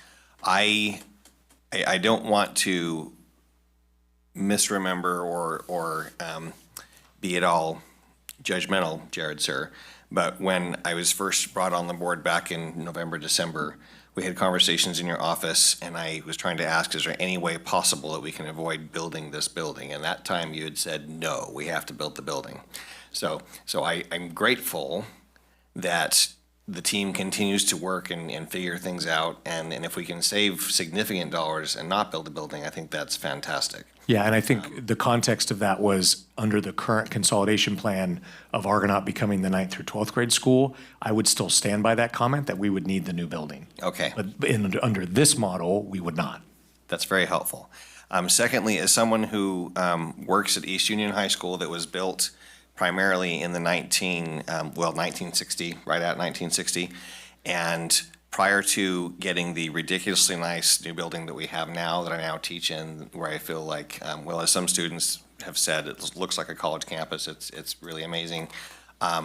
They definitely did what you've talked about with just let's modernize our existing facilities and maybe, get rid of that asbestos or whatever and fix the roofs and that kind of stuff. And it has made a huge difference to our campus, and I think that's great. So the question is, given that on slide, oh gosh, these aren't numbered, on the second slide, facilities analysis overview, where it claims that despite the fact at the moment Argonaut has a slightly higher student capacity, and if we were to bring some portables from Jackson or whatever, the square footage, and particularly I think for some facilities like the gym at Amador, seems significantly larger, the 100,000 versus the 80,000 square feet. So it doesn't seem to be any indication in this presentation on what the district's recommendation is and which school should actually be the high school, and whether that remains Argonaut or that's a question for a later time. But personally, the square footage, more buildings that are permanent buildings, I think has some merit for Amador being considered as the high school. Any thoughts on that? I have a lot of thoughts on that. All throughout the summer, I go back and forth on which campus would be best. Outside of our maintenance workers, I don't know if there's anyone that knows our two campuses, our high school campuses, better than me. I know every nook and cranny at Amador, everywhere they like to hide. And I attended Argonaut, and my kids have gone to Argonaut, and so I just continuously look at what's best. And the considerations, If I were to make a recommendation today, I would recommend that Amador should be the high school and that Argonaut would be the junior high. And for a few reasons. The permanent spaces at our high school with larger facilities for electives where we have more potential there for our high school students, because while we want it to be good for our junior high, the whole idea is to build to have a really good high school program with our electives, and we want them in the best we have to offer. And right now, I believe that would exist through this renovation process at Amador. I also, because of that extra square footage, there are renovation possibilities there where we can add classrooms without adding new buildings to create that space. People have said, well, what about athletic facilities? Because that gets brought up. Argonaut has a multipurpose room and Amador does not. We know under any scenario that we do with sports that use a gymnasium, we're gonna have to utilize multiple facilities throughout the county anyway, whether it be at Argonaut or Amador. That's just a foregone conclusion. We're still gonna, in the plan, we would still own Jackson Junior. There's a gymnasium there as well. But I started to look at PE because then it hit me like, well, we only have a 2-year high school PE requirement. If you have a 10-12 campus, only 10th graders have to take PE. At a 7th through 9th grade campus, all 3 grade levels have to take PE. So your PE enrollment at the junior high is your school-wide enrollment. Having a gym and a multipurpose room actually lends towards a better PE situation for our junior high students. And for our high school students, I had our student information specialist look this up. For this school year, starting next week, we only have 60 11th and 12th graders enrolled in PE, and that's combined at Amador and Argonaut. So your PE enrollment would roughly be your 10th grade enrollment around 300 kids, and then about 60 juniors and seniors. That's about the PE enrollment right now at Amador High. So we know Amador can handle that. And so for the elective reasons, the permanent facilities and those, that's where I lean today. But I want to be clear that we're continuing to dig into every single option here, and that's why we haven't made a clear recommendation yet, but I definitely lean that direction. Okay, selfish follow-up question. If we're gonna spend significant dollars from the COP to fix, part of the goal, I believe, was to save money through the consolidation. Does that therefore, if we're making such amazing progress and coming up with good plans and solutions and things, does that potentially speed up the timeline where it's possible that we could consolidate in 1 year? No. So what is the time frame that's feasible? So our board president, Kayla, and I discussed kind of where we're at timeline-wise. My recommendation at this point in time, and again, to be completely transparent so that no one can say, well, we didn't know, would be we do our last presentation on September 17th, and then at our October 8th board meeting, we ask the board to vote on this as an option. If that were to occur, let's say that passes on October 8th, I think it's very realistic that we could be consolidated by August of 27, not August of 26. Okay, thank you. I deeply appreciate the transparency and thinking of all the things, including alerting our principals where the hiding places are.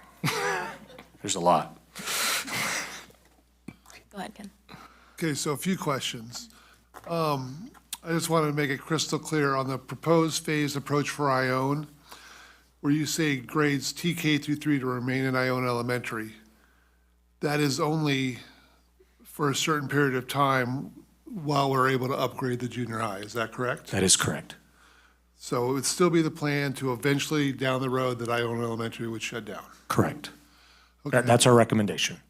And then when consolidation first came up, the only thing I ever heard was how much money it's going to save the district from an outsider not on the board or anything like that.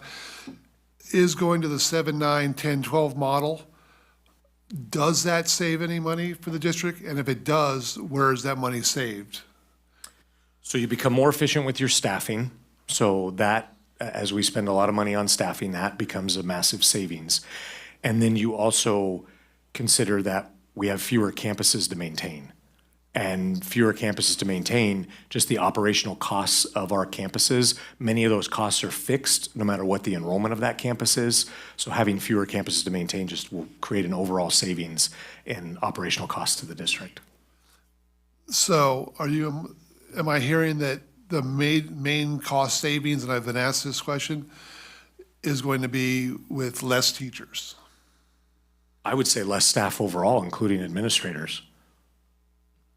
But Well, that's not popular to But say. a higher population of teachers. You can pull it off with fewer teachers if you do this. I mean, Mr. Gale pointed out our ratios in some of our classes and how low they are. That's no teacher's fault, but that's because we're still trying to give good opportunities for our students, and small schools have very imbalanced master schedules, and you end up with pretty small classes for some of our sections. And will this affect the number of different courses that so many teachers seem to be teaching now? Absolutely. Yeah, I mean, you're referring to the presentation from last board Correct. meeting. Yeah, I mean, when you're in a situation with more students of a particular grade level, you're going to offer more sections of the same type of course, which means a teacher, instead of only 2 sections of a class existing, now that same class, there will be 3 or 4 sections of that class existing. So if that teacher teaches all of those, they've filled out half or more of their schedule with 1 class to prep. And that whole list we had of the number of teachers with 4, 5, and 6 different courses would reduce drastically. So I'm hearing the timeline is presentation September, vote on it in October. So will you, in September, be addressing the 9th grade sports situation, how that's going to be handled? So the plan on September 17th would be to have our athletic directors and high school principals come and provide an athletics presentation to show what that would look like for athletics. We'll have more along the lines of academics. We'll have the cost estimates for the potential renovations and cover all of that in that September meeting. And then, then the complete consolidation, would we have to vote that that's a dead model at that point too? You would vote on a new resolution that would then supersede the prior resolution. So as a timeline, May of '22 is when the board took action to consolidate. A resolution was passed in January of '23 that laid out specifically the details of consolidation. So there would need to be a new resolution that we would prepare that would come to the board on October 8th, laying out all the details of consolidation. And then will there also be any discussion on returning the COP funds? Yes, there can be.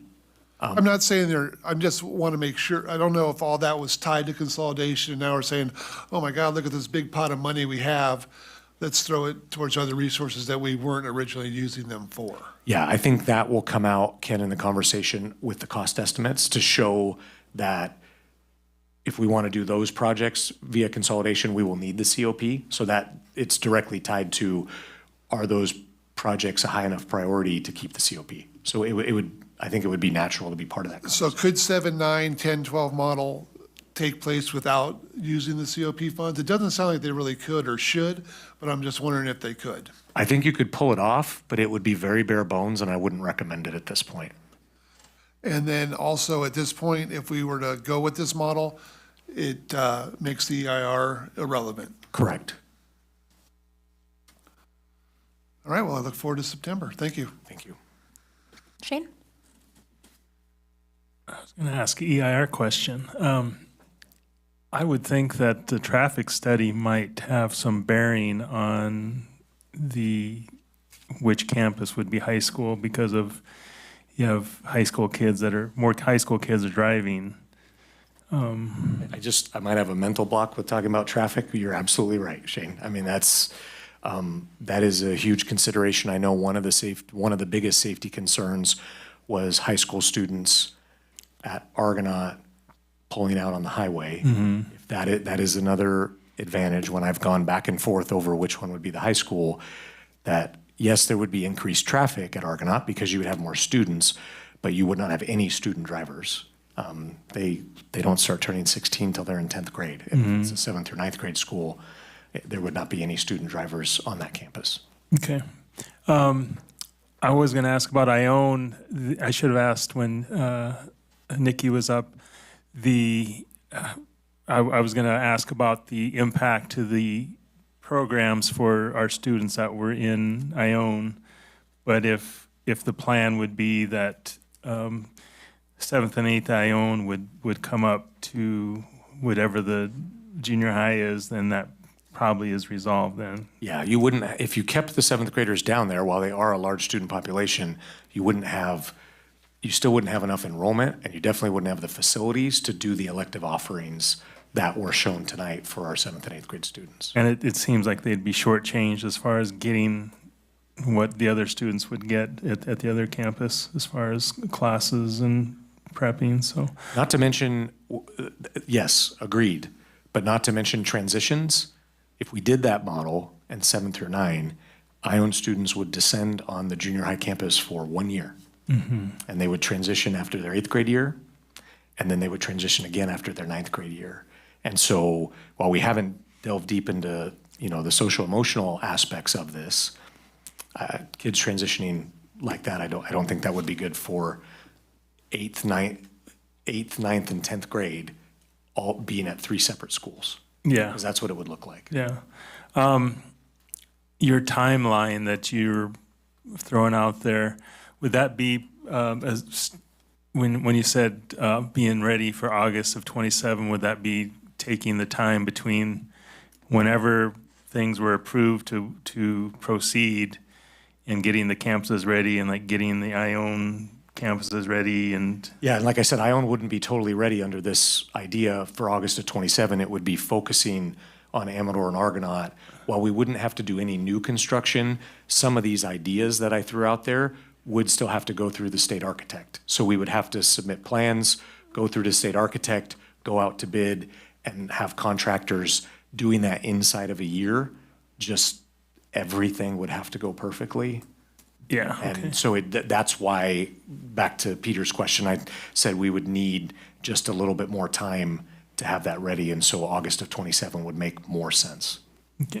And just my little side comment, as I always seem to throw out there every few months, once the EIR is in our hands, we don't have to do it again. That'll help us for down the road. So to me, it's not money wasted. It's just an investment that we have the data now, and we're not going to have to do it again down the road. Correct. And it's also informed us a lot about our facilities on things that need to be done with or without an EIR. Yeah. So there's been a benefit that way as well. Okay. Well, I really like this plan, and I'm fully behind it. Thank you. James? I appreciate the work that went forward to put this together, that you guys put in. One of the things that, again, hearing everybody talk, I love being second to last because you guys just throw out some amazing stuff. The EIR student driver thing, first thing that popped into my head is, and I brought it up in meetings past regarding traffic studies and concerns at both schools. My opinion only. I'm not a traffic study guy, but I have sat behind teenagers on the road coming out of Amador High School into the highway. I would assume there's a similar concern. It is, but granted, if we go the way that you are presenting, we don't have to do certain things because of certain things. And like I had asked before, like, man, are we doing it wrong? Yeah. Or is it shady? Is it? No, and I totally right? get that. You do an EIR based on your project. If your project changes, these changes don't trigger an EIR. And so even though we went well down that path, that was under a different plan. And if we go this way, we aren't. When it comes to student drivers, first of all, I worry about student drivers all the time in this county. I mean, being rural, it's always a concern. However, knowing those two highway intersections well, and what most people still refer to as the bypass, or Highway 49 from Amador, your sight lines are way better than they are coming out of Argonaut. Not to mention the traffic coming up the hill by Argonaut Lane is 2 lanes coming uphill around a blind corner, right? And for Amador, it's single lane, it's a 2-lane highway, so it's single lane in each direction. And so again, driving in Amador County is tough regardless, but without being a traffic expert, I think most people would agree that pulling out of Amador is a lot safer than pulling out of Argonaut for any driver, in particular a student driver. Okay. As someone who lives right there, yeah, amen. Okay. I still am concerned, because I don't want to be the one sitting here if something was to happen and be like, well, damn, now we got to create something because something happened? Agreed, and that could happen tomorrow because we have student drivers already. Absolutely. Right? And I think the other thing, just for parents and things that we will make recommendations on, if you have a new driver, like for example, when my kids are new drivers, they don't get to pull out of certain areas in the county. I tell them you need to go this way. And there is an alternative at Amador that is better than the setup at Argonaut where they could go down to a light. Correct. Right? And they could go through downtown and then out the light that way as well. And so that is an option to get to the highway for those students. And so I just, that, we can't make them do that, but I think that's something that, parents can have with their students about, it might take you 90 seconds longer, but maybe go this way. For sure. I appreciate that. I hear it, but I also want to make it known that just because we don't have to do something, that doesn't sit good in my conscience. Okay. If it makes sense, it does. If it doesn't, it doesn't.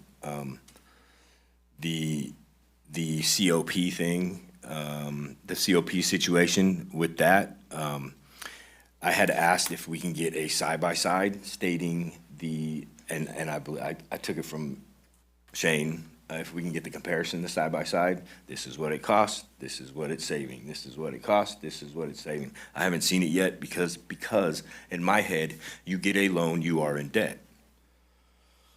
But you're already in debt. So debt plus debt equals debt. How are we saving money? Yeah, so I think our needs are extensive, right? Yeah. With or without consolidation, our facility needs are extensive. Right. It's been talked about over and over again here. This puts us, we get into too many situations where we have to fix something instead of being preventative, right? And this provides improvements of things that we know the lifespan is getting very short. We had that conversation when you created the facilities master plan. Correct. You're absolutely correct. Yeah. And yeah, we dove really deep on that 400+ page document on all of that. And so when it comes to how we budget our money, we run into some pretty scary situations some years with facilities where we can run into something where now we know it needed to be done, there wasn't a budget for it, and now we're forced into a corner and we have to take care of it. And so it allows us to get in front of some of these things and improve our facilities that way, no doubt. I also think too, it's important to note, increases in construction costs compared to debt right now, our interest rate is less than half of what projected year-over-year construction cost increases will be. So for example, I've heard it said, what if you, instead of making payments to a loan, took that same amount and saved, right? By the time we save up 15 million, the projects that cost 15 million would now cost 25 million or 30 million. It's similar to when we buy a house, right? Not too many people are in a position where they can pay cash for a home. And one of the reasons it works is while yes, you pay a lot to interest, by the time you actually pay that home off, the value of it far exceeded what the original cost it was to build that home. And so to me, it's a similar structure in that sense where you do the construction earlier, the construction's a lot cheaper. We're looking at 8% almost year over year post-COVID on average of construction cost increases every year that goes by. It's the same thing is going to be 8% more.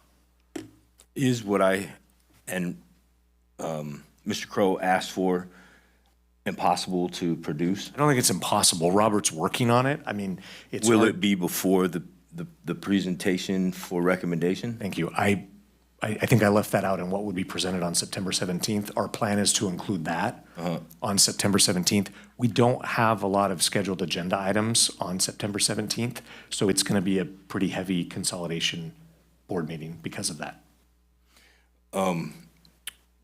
Earlier you had mentioned, Ken had asked, are we going to lose teachers? You had said something about, even administrators. That popped into my head like, okay, and this is just, I've heard the word transparency a couple times today. Is there something out there that shows the district offices pays as well? Meaning, I wrote it down. I gotta, like how much everybody makes. Does that make sense? Not necessarily to violate any privacy or what have you, but is there something like that that can be presented as well? Because if we're talking about possibly losing people, right? Yeah, so again, I want to be clear on what it means when we say lose people.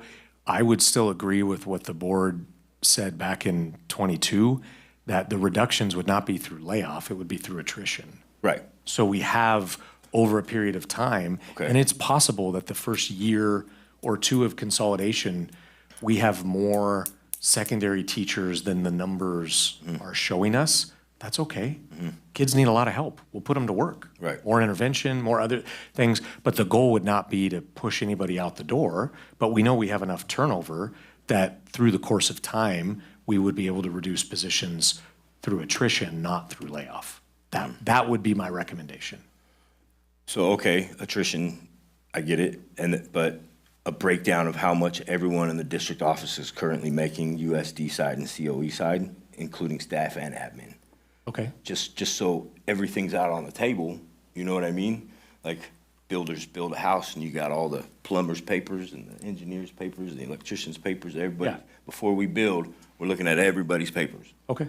Right. Yeah, and we can, I mean, all of those salaries are public records anyway. For sure, Like but people- I mean, you know me. I don't even know how to look. Yeah, and we have our salary schedules posted on what everybody makes, and absolutely. And as you know, going back to this spring, we did reduce multiple full-time positions at the district office to downsize what we were currently at with our staff. So that'll show on there too, like. Well, we can show you what we already did. That was without consolidation. I mean, it's just trying to maximize our dollars the most, understanding we needed to make cuts.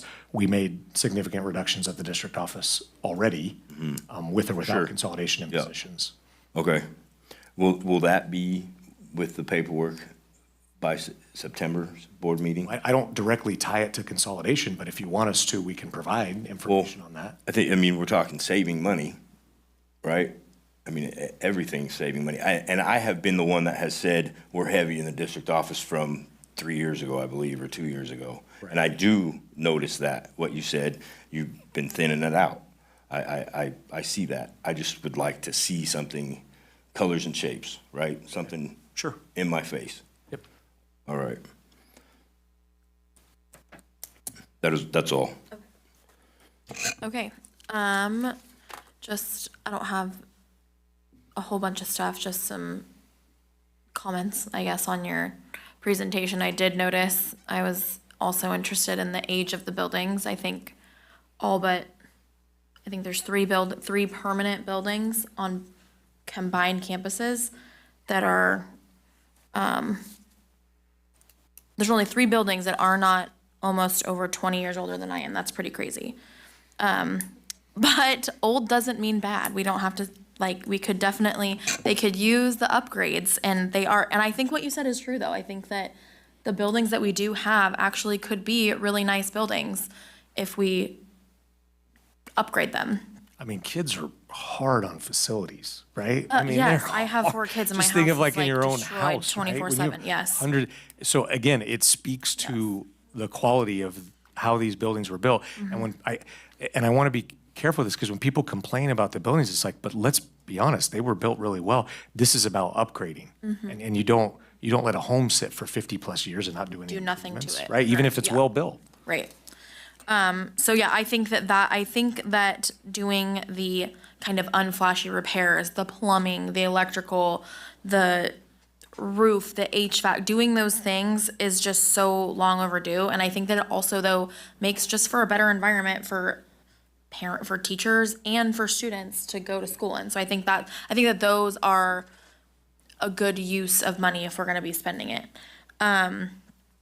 I also like the idea of outdoor eating spaces. I spent 4 years at Amador, and I did not eat lunch in a cafeteria literally one time. I never ate lunch in the cafeteria there.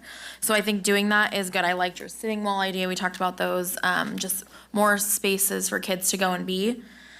I did want to make a comment about we've talked about Ione Elementary closing. I do really like the phased idea. I think that is a good segue. And as you said, you only really get one shot.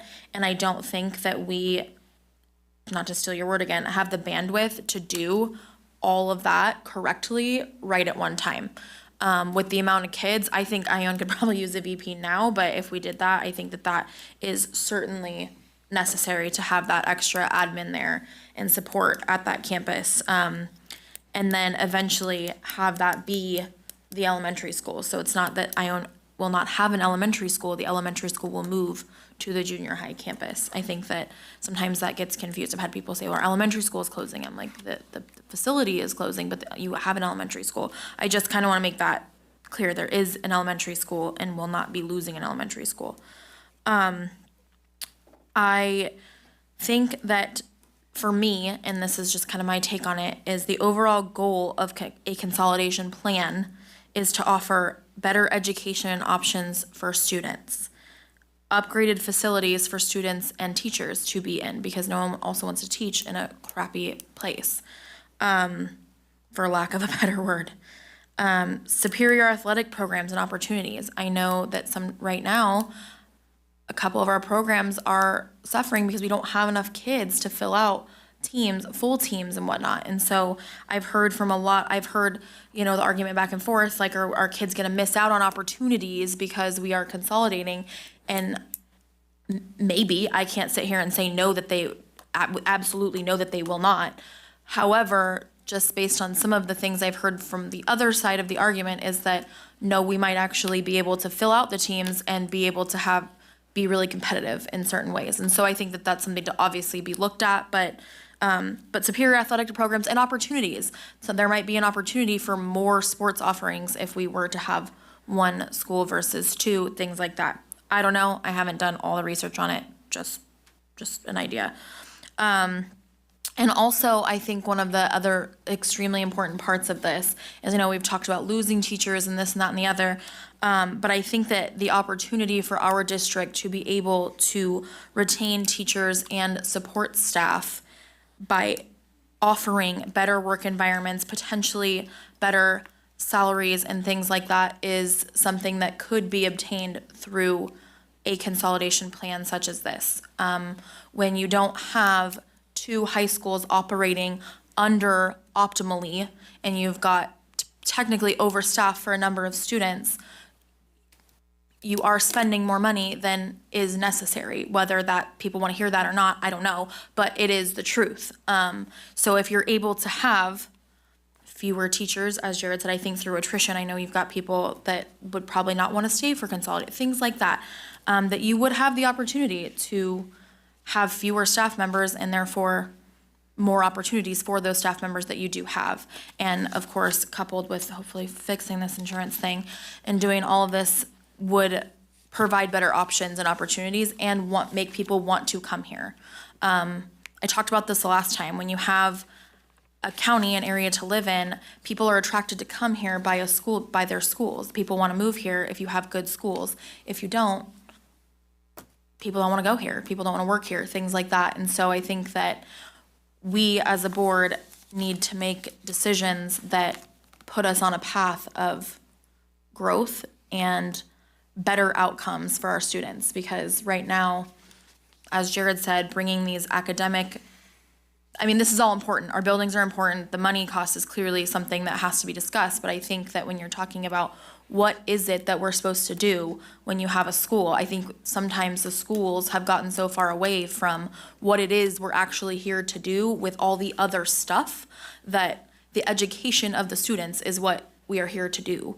And so being able to provide the space for that and provide those opportunities for the kids and do it meaningfully. And yes, we all focus on the dashboard and that is important, but nothing's gonna change on the dashboard if nothing changes. So I think that's where I'm at right now. So thank you for these. Thank you. So more to come September 17th. This was just discussion tonight. Okay, thank you for that. I appreciate both of those. The next thing we have are going to be our board policy updates. we do have the adoption of board policies that we did have a first reading of them last board meeting. So, Jared? Yeah, so this first phase, so item 16.1, A through E, those were all presented last board meeting, so now they're up for potential adoption by the board. Of course, we have cabinet here with each of their areas of expertise, and if there are further questions, I want to make sure we keep focused on 16.1. We do have another batch of board policies, 16.2, A through D.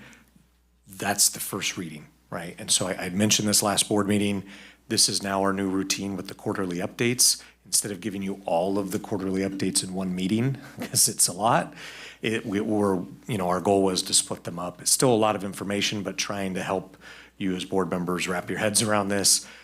Also, Kayla and I did discuss some other potential options as far as giving you more information about these updates so that it's still a lot of reading. So trying to find ways to help you be better informed with the board policies. And so we'll be looking at other ideas as well to just help keep you informed. It's kind of new territory for you as board members when, sometimes when you discover issues, you create more work for yourself. And so we've added this chunk to our board meetings where it's pretty significant now, but necessary to continue to stay in compliance. So let's just look at 16.1 and entertain any questions before potential action. Okay, we'll just start at Lucky Peter. Go ahead. Peter's lucky to be here, grateful to be here. Okay, not going to name names, but I, in a way, appreciated a previous public commenter who claimed that we didn't read these things. Been trying hard, a lot of reading. And so I'm deeply grateful that regardless of how much work is by the cabinet, how much of it's by CSBA, whoever's doing it, that there is intense thought put into these policies to make sure we have our values clearly expressed and our shall we say, care for what matters most. And so just as one little example, in the 5,000 series about students, the students who are really those who matter, right? Two that just really hit me, I'm just trying to offer praise here, not criticism or question, just praise, is under BP 5145.7, for example, which is never a pleasant thing, sexual harassment. I just got done from Antique Unified taking again my, hour-plus long sexual harassment annual course, good times. Anyway, I appreciated that as we're going to educate students on what this is, the instruction information section that has a numbered list, and that's on the second page of the policy, top of the second page. I appreciate the simple concept that, for example, on item 4, a clear message that student safety is the district's primary concern. And maybe that's a dumb thing and a little thing, but that really matters to me. And I'm grateful that is clearly stated out when it comes to these kinds of sensitive things. And certainly physical safety is key. I also admit my ignorance. I didn't know that we had a married, pregnant, parenting students thing. And I think that's an extremely thoughtful and well-written and lots of latitude on the amazing levels of, there's too many details to go into each one, but just lots of care and concern to make sure that the needs of each and every student who might be in that situation is treated with respect, is treated with dignity. And so I just applaud our efforts to do this, to get it right, and that we are focused on making sure we have a safe place for students. Okay, thank you. Ken? Shane? Only question I have is, I think it was last spring or maybe winter, we talked about cell phone usage. Is that in anywhere in these updates? I've looked for it and I couldn't find it. I don't believe so. And do we have has there been any discussion in the district offices about what we're looking at as far as use of cell phones on campuses by students? We have not done a deep dive into that, no. I know I've read things that other areas of the state it has been involved, and I think that at some point we should have that as a discussion item so that maybe as an update or pros and cons, and just see how it impacts our students. I know now I saw AI is mentioned in this, and now you can use the AI app on your phone, and that could impact whatever's happening in the classroom. No, I'm glad you bring it up. I think it'd be good to put it as an agenda item for an upcoming principals meeting to start talking with our principals. They're the ones that, in working with their teachers, obviously, deal with the cell phone issues more than anyone else. And so I think getting their perspective to start and then looking at the possibilities for change in policy would be good. Okay. Thank you. James? I don't have much about the policies. I appreciate, Mr. Critchfield, that you said that you guys discussed on other ways to help the board members become familiar with all the policies, because what I was going to ask was, if I remember correctly, that board members would have board workshops regarding the board policies and the updates. And that's also, I asked my question earlier about, do the facilitators of that from CSBA get paid or not? Or do we pay or whatever? Okay, that makes sense. Yeah, because I feel that because of the length of these, and I actually was not a fan of moving to these very small iPads. I'm blind. I liked the big paper folder that I received at my doorstep. I mean, you know, it helped me, but I think having the workshops to get us to better understand these policies, because at the end of the day, we are the ones that are being held accountable. Well, you voted the policy in. I've heard that a few times. Like, oh, damn, you're right. I did. You know what I mean? So I think it's pretty good that we better familiarize ourselves with this. Yeah, and just keep giving us feedback too on what's working and what's not with this, right? This is new territory for us. We went through that intense effort in the spring with the global updates, which is just a massive amount. And this is, I had Haley go back and look at like just last year quarterly. It kind of ebbs and flows. This would be, I would say, a pretty high volume quarter for updates, but not unusual. I mean, there's a quarter or two every year that has this many updates. And then there were other quarters where it was half of this amount, maybe a little more than half. And so it's just quarter by quarter going to depend on the volume. But yeah, I'm always open for more ideas on how to better present this to you. Yeah, that's good. As I'm thinking about what I just said, I know you can zoom in on an iPad, but I got fat fingers and pushing these little, it's. Are you requesting a paper copy? Would you like to go back in time? We're not going there again. Okay. I had this Get me back to the discussion district years ago. office staff concern of the amount of work it would be to create a paperboard. You should have seen the production that For the record, I don't want a paper copy. Thank you, Kayla. Well, good for you. But James might want a paper copy. I can print one for you. Okay, do you have anything else? No, I'm good. Okay. I don't have any questions on these. I agree. I do think maybe some sort of, I know that we don't, like you said, unintended consequences of doing things correctly or is creating more work, doing some sort of workshop or something, just because I don't like feeling uninformed or not aware of what it is that we are voting on and looking, but it is a large amount of reading, and some of it is very dry and or complex, things like that. So I think definitely looking into something to work on those would be good. I'm glad Shane brought up the cell phone thing. I have seen a few things about that. I've seen other districts implementing some pretty stringent cell phone policies, and I never thought I'd be on this end of a conversation because I am glued to my phone pretty frequently. However, That's why we need it. yeah, I must have it now.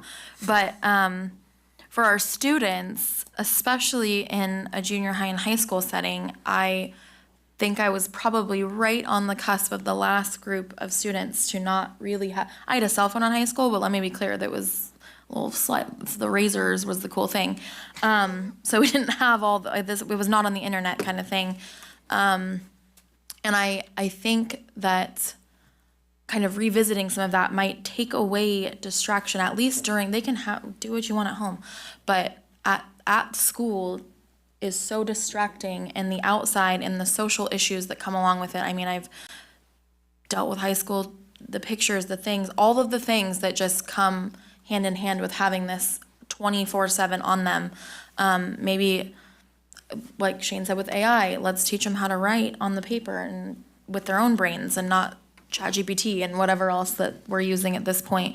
So I'm not saying that this is what we're gonna, I mean, again, this is a large undertaking also, I'm sure, but just, I do appreciate that thought because I agree. I think that at some point, what, are we serving our kids better by making this, or are we Yeah. overreaching here? Yeah, So, we'll definitely explore. okay. If it's any comfort on that one, just a comment, we are having wild success at MUSD with putting it on the lockdown. No. Even the weak-willed Peter Gale is forcing his students to put their phones in a pouch on the wall at the beginning of every class, and so far it's working beautifully. It's only day 3. Also, the Assembly Bill 3216 says that we have to have a policy in place by July 1 of 26. I thought I read something about that. It's Okay. called the Phone Free School Act, so we need to act in some manner. Excuse me. We have a policy that we enacted in June 18th of this year. It's policy 5131.8, mobile communication devices. Okay. So we're good to go. We're all set. Okay, We so have it we're in on place. Okay, Awesome.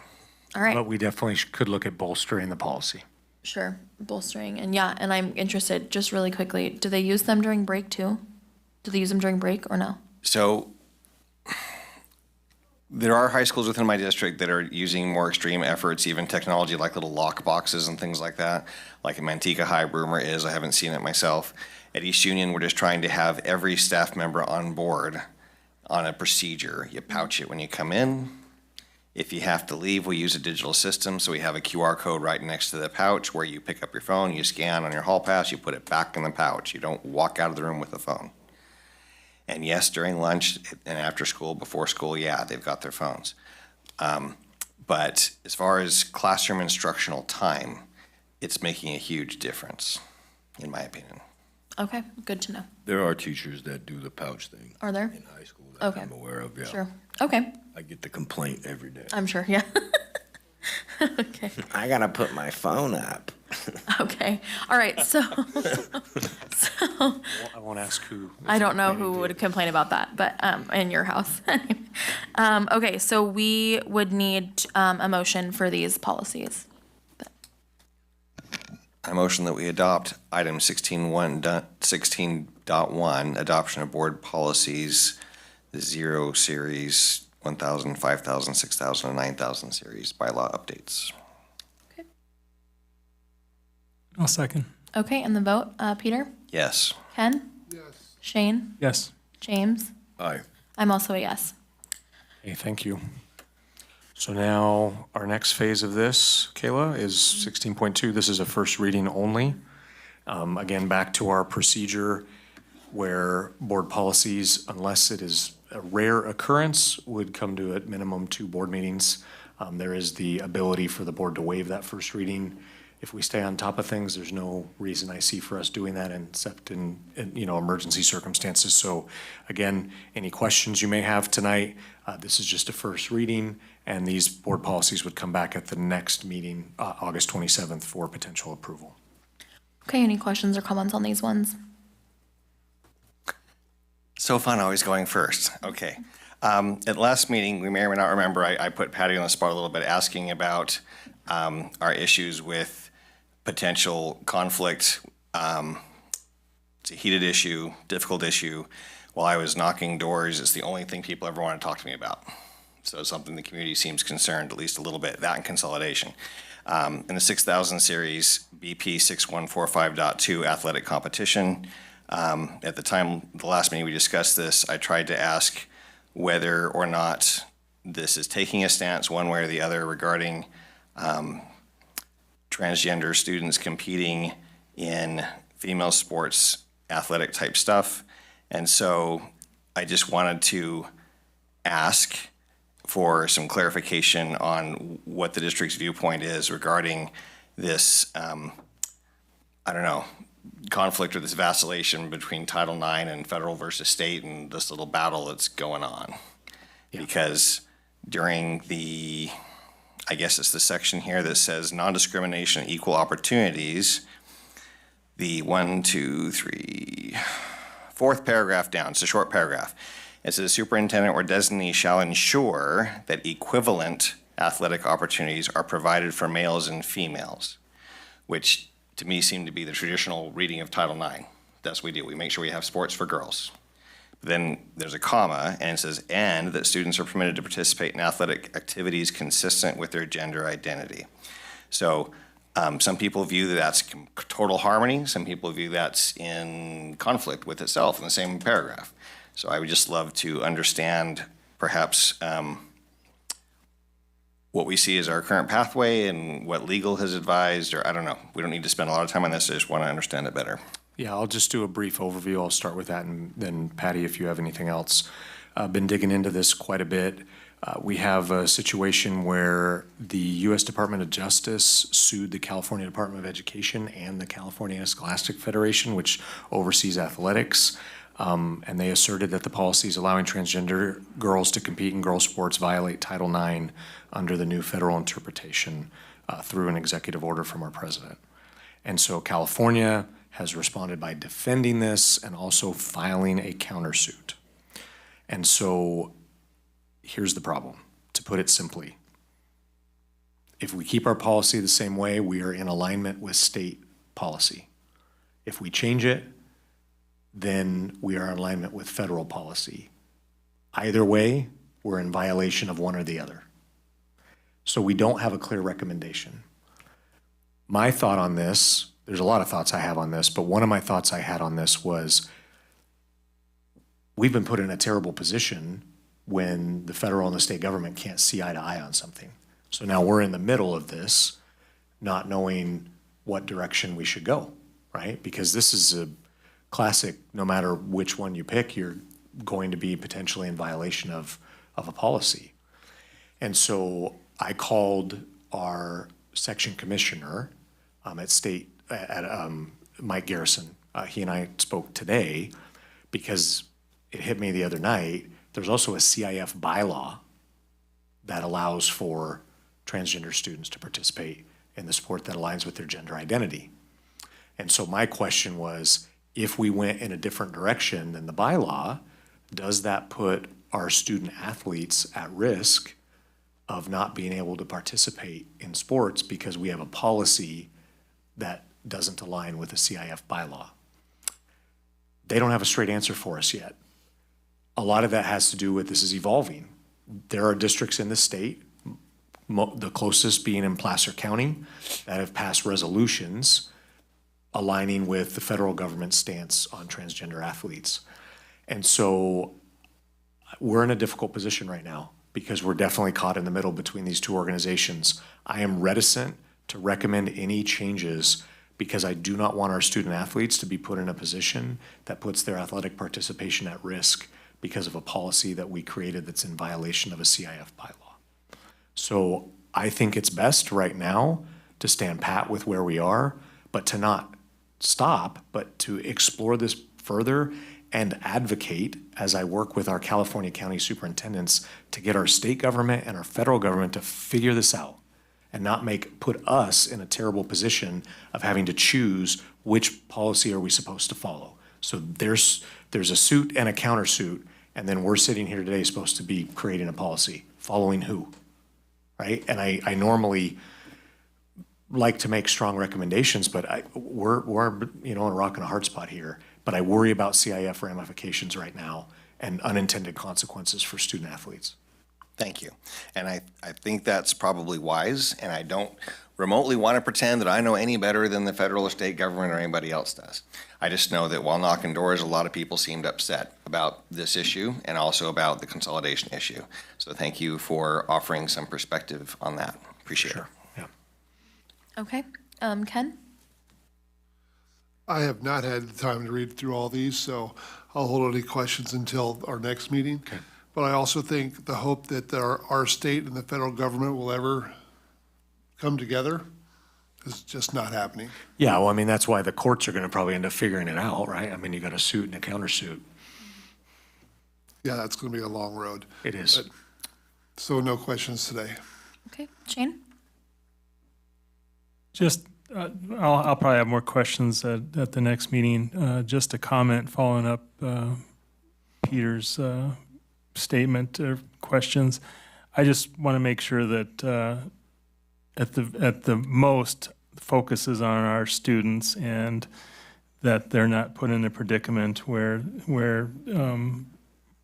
unjust focus is on them because of who they are. They're our students. Okay, thank you. James? I don't have anything. I think I have a follow-up to my question of other avenues of getting us to better know these policies, other than sitting at home in the 45 minutes that we have before we go to bed at 11 p.m. to try to keep your eyes open and read as much as you can. What's the likelihood of workshops? I mean, forget a facilitator. I'm sure we have enough educated people in the district that can help, that know policy, right? I don't know, act as a facilitator that CSBA would do. I don't know. Would that happen? Could it happen? When would it happen? Do you know? Because how many more of these do we have is why I'm asking. Well, this is it for this quarter, right, everyone? So and the next quarter comes September 15th, we get an update. Yeah. So next board meeting, we would have the second reading and potential approval of this group. Then the September 7th board meeting, we would have a breather from board policies because the updates come out September 15th. That's our agenda will already be posted. There won't be time to prepare. And so then you would see November and December meetings would then have all these, October, November, and December meetings would then have those quarterly updates. And then there's not a lot of time to breathe. And there's December 15th updates. And then it just keeps going. And so I think time for more meetings would be the biggest challenge. So looking at, do we want to add 4 board meetings a year as workshops to solely focus on board policy? Or, Kayla and I have also been looking at, as the desire of board members, to do some more board training and have workshops in that realm as well outside of board policy. So I think we have to look at that, but I'm definitely not opposed to it. I just, we want to make sure we're making good decisions on this and keeping you well informed. For sure. And I mean, a good idea is a good idea until you're sitting in a circle doing it. Yeah. You know what I mean? Yeah, I think trying stuff like that out I'm not opposed to that at all. Okay.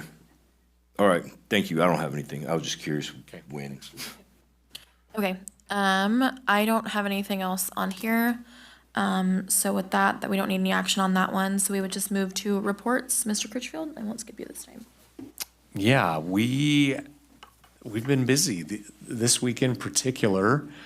I'm just excited with all the opportunities that we have had in front of us for trainings and development. Today, we had 3 separate but very important meetings going on all at once. I was able to make an appearance. Felt really like a politician today, just coming in, waving, saying hi to everybody and leaving. But I wasn't doing any real work on those. All the work was being done by our staff. But it was great to see we had our classified instructional aides on the county side were together for a training at Argonaut in preparation for the upcoming school year.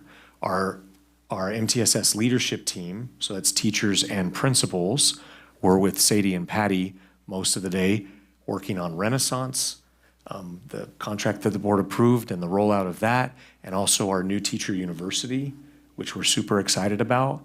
And then our HR department, led by Dr. Palazuelos, had our new teachers, which was a fun little trip. I had 5 former students in the room out of 20, so I was struggling to focus at times, like when they're looking at me.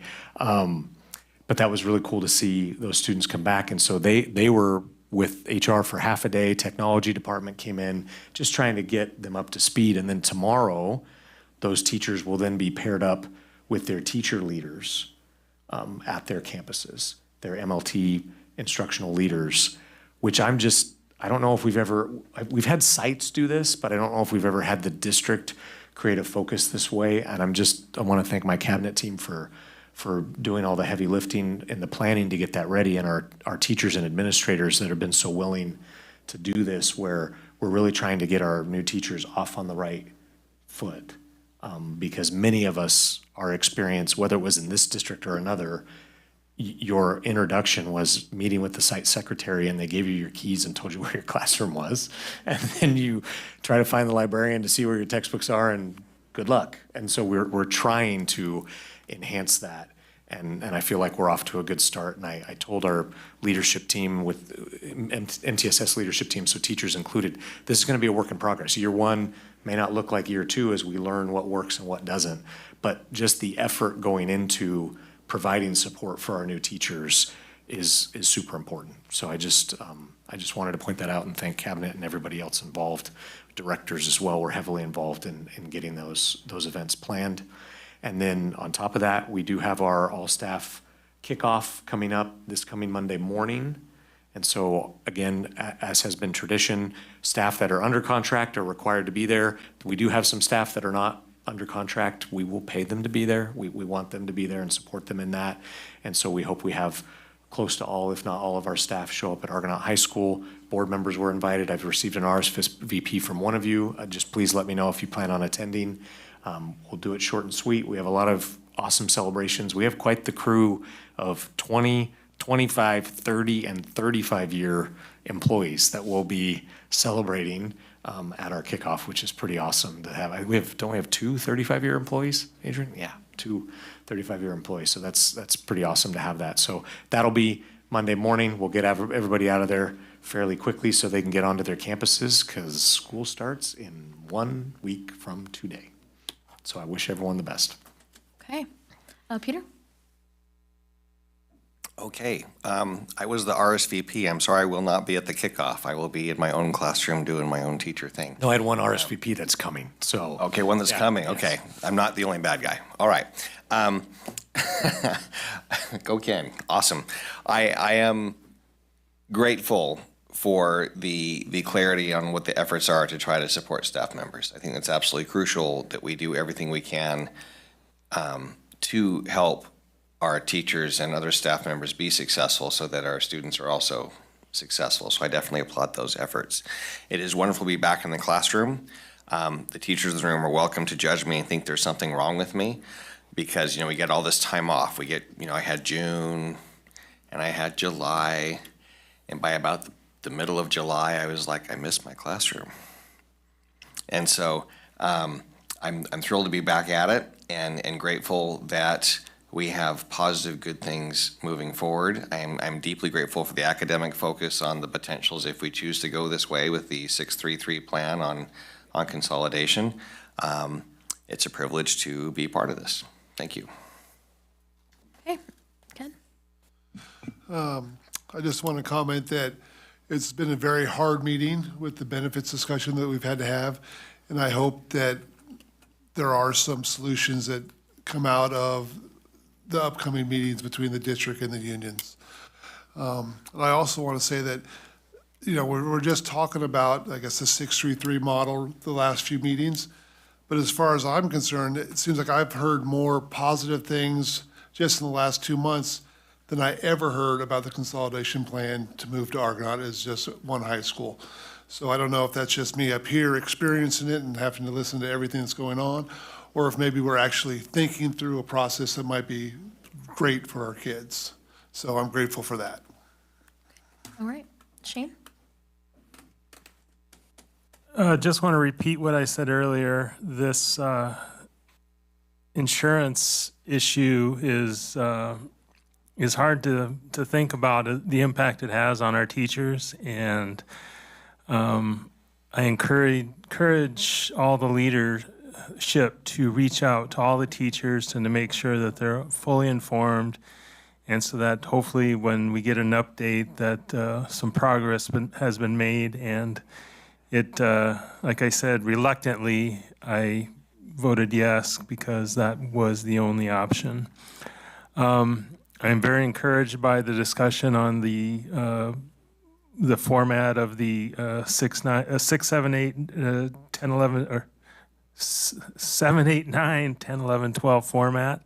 I think that has a lot of positives, and I look forward to hearing updates as they come.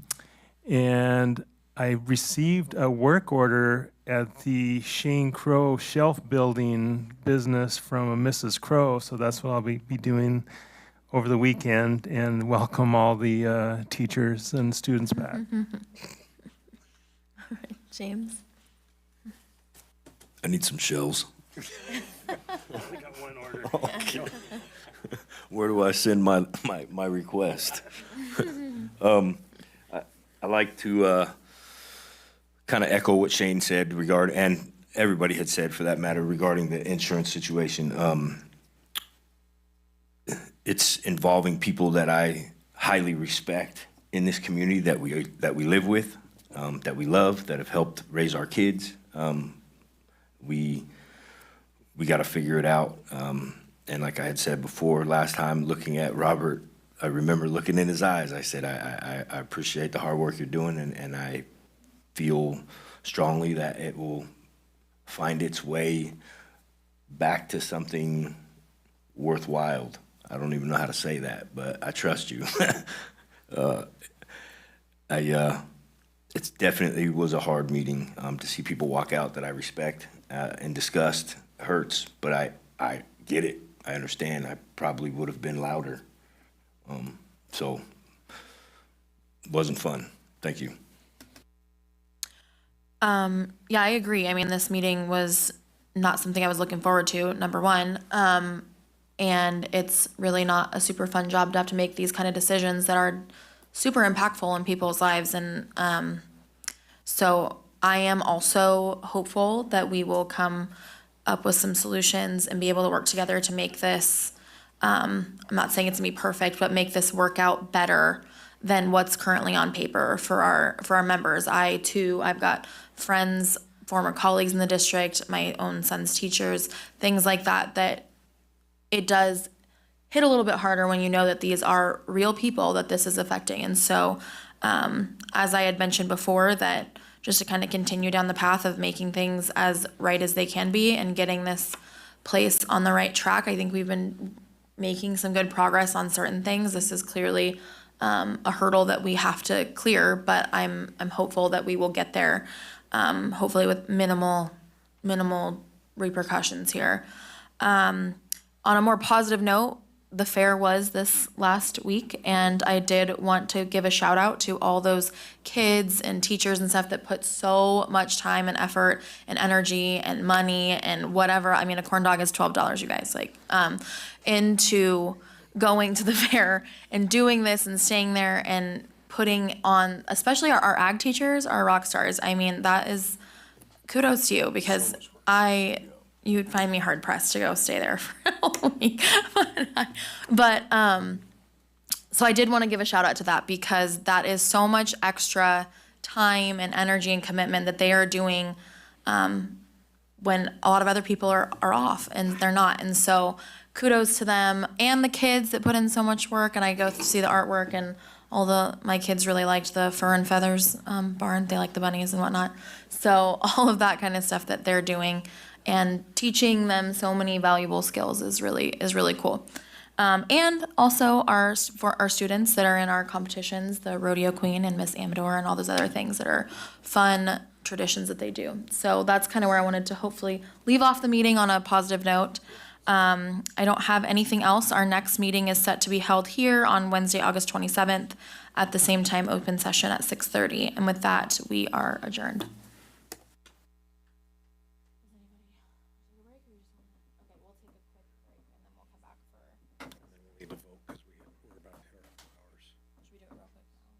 When we come back, we can just vote at the start of the county meeting. It's all companion, the county. Okay, so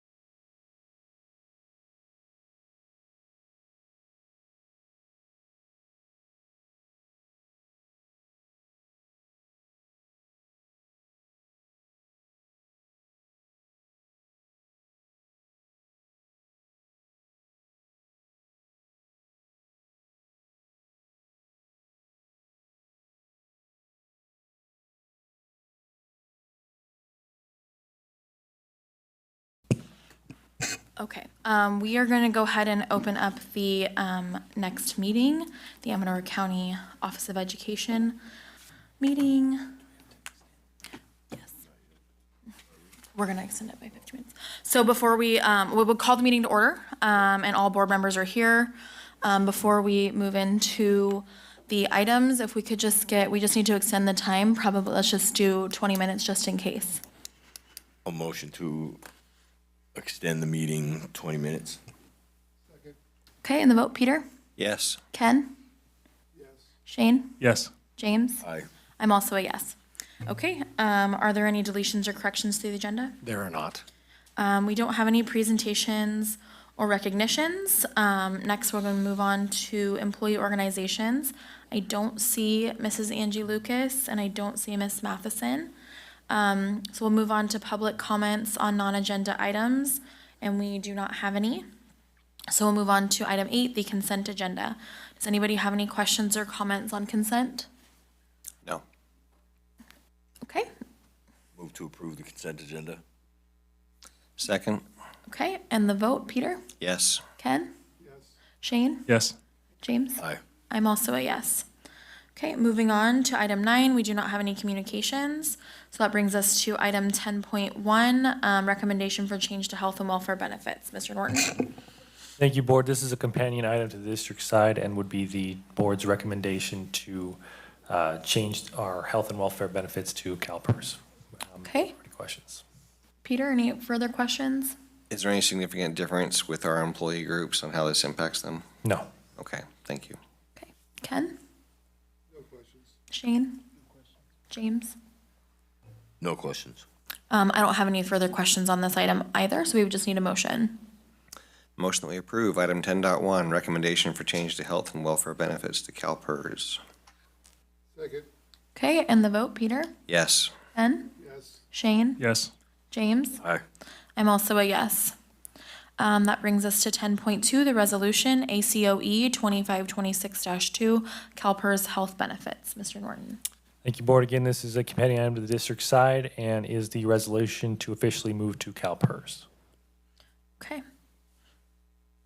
Any further questions, comments? Okay, we would just need our motion. I move that we approve item 10.2, resolution ACOE, CalPERS health benefits. Second. Okay, and Peter? Yes. Ken? Yes. Shane? Yes. James? Aye. I'm also a yes. We don't have any discussion items, so we're going to move on to item 12.1, the adoption of board policies. Yeah, this is a companion field meeting. This matches the board meeting as well. This first item, 12.1, all these were brought to the board last board meeting as a first reading. So we recommend approval of these board policy updates. Okay, does anyone have any further questions on this batch? Okay, we're just looking for a motion then. I got one question. Does any of these updates have any impacts to the special education? I don't think any are written specifically to special ed, but many of them would impact everyone, so it would include special ed, but I don't think there's any specific to special education. Thank you. Okay, then we would just need a motion. I make a motion that we approve item 12.1, A through E. Okay, Second. and the vote, Peter? Yes. Ken? Yes. Shane? Yes. James? Aye. I'm also a yes. And then we'll just do, what number is this? 12.2. Yeah, so this is a first reading. Again, same policies as the district meeting. Okay, we don't need any action on this. This is just for a first reading, and we'll be discussing them next time. So move on to item 13, information only. Does anybody have any questions or comments on the personnel recommendations or substitute salary schedules? I just have a question. It's unrelated, but it's a personnel question. I was wondering if at the next board meeting, we could maybe get some feedback on how our job fairs went. And if we got any teachers out of it, or if we're going to continue with that program. Absolutely not. Just kidding. That's how it is. Actually, Trustee Farrar, with Superintendent Critchfield's direction, I could prepare something to be able to share with the trustees about kind of participation we had this year with our job fairs, and then where we are potentially currently with current vacancies and our work to do that. Yeah, he can do that, and you can get back at him because he'll be running the meeting next time you go. anyway, because I won't be here. Oh, man, I should have thought about that. Sorry, boss. Good luck, So Adrian. I would appreciate that, so thank you. For sure, yeah. It is nice, though, seeing under the new hire part, lots of names. Yeah, Yes. that is always nice to see, definitely. Okay, any other questions or comments? Could that include also the advertisements of trying to replace our contract positions? As far as an update, see how, what kind of success we've had? I don't see why we couldn't involve some of that information. I'll just be upfront with you as trustees. There are some hard-to-fill positions that we're still finding some complexity to be able to fill. Currently, we have, I believe it's 5 speech and language positions, but yeah, I'll work with our team in special education, with Dr. Hedegaard and our team to be able to see where we are currently as the new year approaches. Thank you. Okay. With that, then we'll just go to reports. Mr. Critchfield, any further reports? No, just again, excited for our staff that was out today on the county side to get ready for the upcoming school year. And then just real briefly though, Sadie, could you just tell them what's going on in Pine Grove with ESN so the board's aware? We're really excited to have an extensive support needs program that's kindergarten through 2nd grade at Pine Grove for the first year. Part of the reason that it's just so wonderful is because not only is it some of our students that have the greatest needs, they're our youngest, and so then to not have a commute all the way to Plymouth is perfect, closer to home. We are really excited to be welcoming a new teacher to our community that will be servicing that classroom as well it is. And I say this with some hesitancy only because there's 72 plus hours before we start school and anything can change. But as of this moment, it also is fully staffed with our paraprofessional support team. And so that new instructional leader is participating in our new employee orientation and doing onboarding. She's relocating to our area. And so just a lot to celebrate. The principal, Mr. Hawley, I also just want to compliment him. He's been an amazing partner to myself and then Mr. Joshua Brock, our special education director, as well as Jill Weber. In planning for this, but just with open arms. Not to mention that, we had one of our teacher leaders that they transitioned out of a classroom that was going to be best accommodated for our student population. And so really just, embracing that objective within our strategic plan around inclusivity. So I could go on, but I am thrilled. And That's perfect. And this is in addition to the offering will still be at Plymouth, but with the number of students and just the geographic need of enough of a group that are close to Pine Grove in the upper Jackson area, Pine Grove and Pioneer. So instead of all those students having to go to Plymouth for their extensive support needs countywide program, we split it into 2 locations, and that's just a lot better for those kids as well. Thank you for the update. I'm excited about that. I think that's fabulous. My little guy is going to be starting kindergarten at Plymouth in the ESN program next week, and so I kind of want to cry a little bit, but it'll be fine.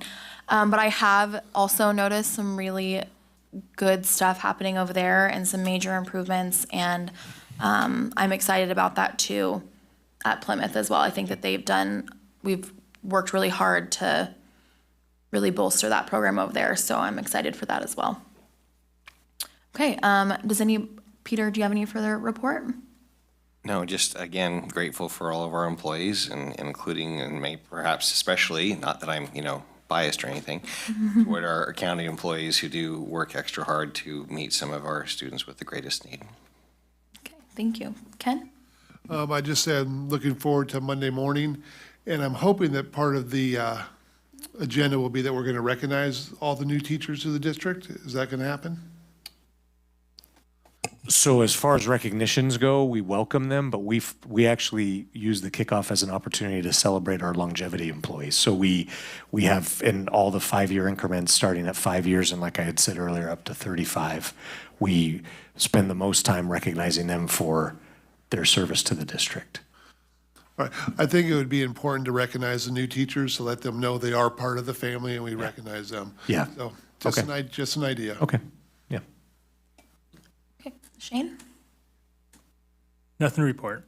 James? Nothing. I don't have any further report either. So that being said, our next meeting is set to be directly after the district meeting on Wednesday, August 27th here, and we are adjourned.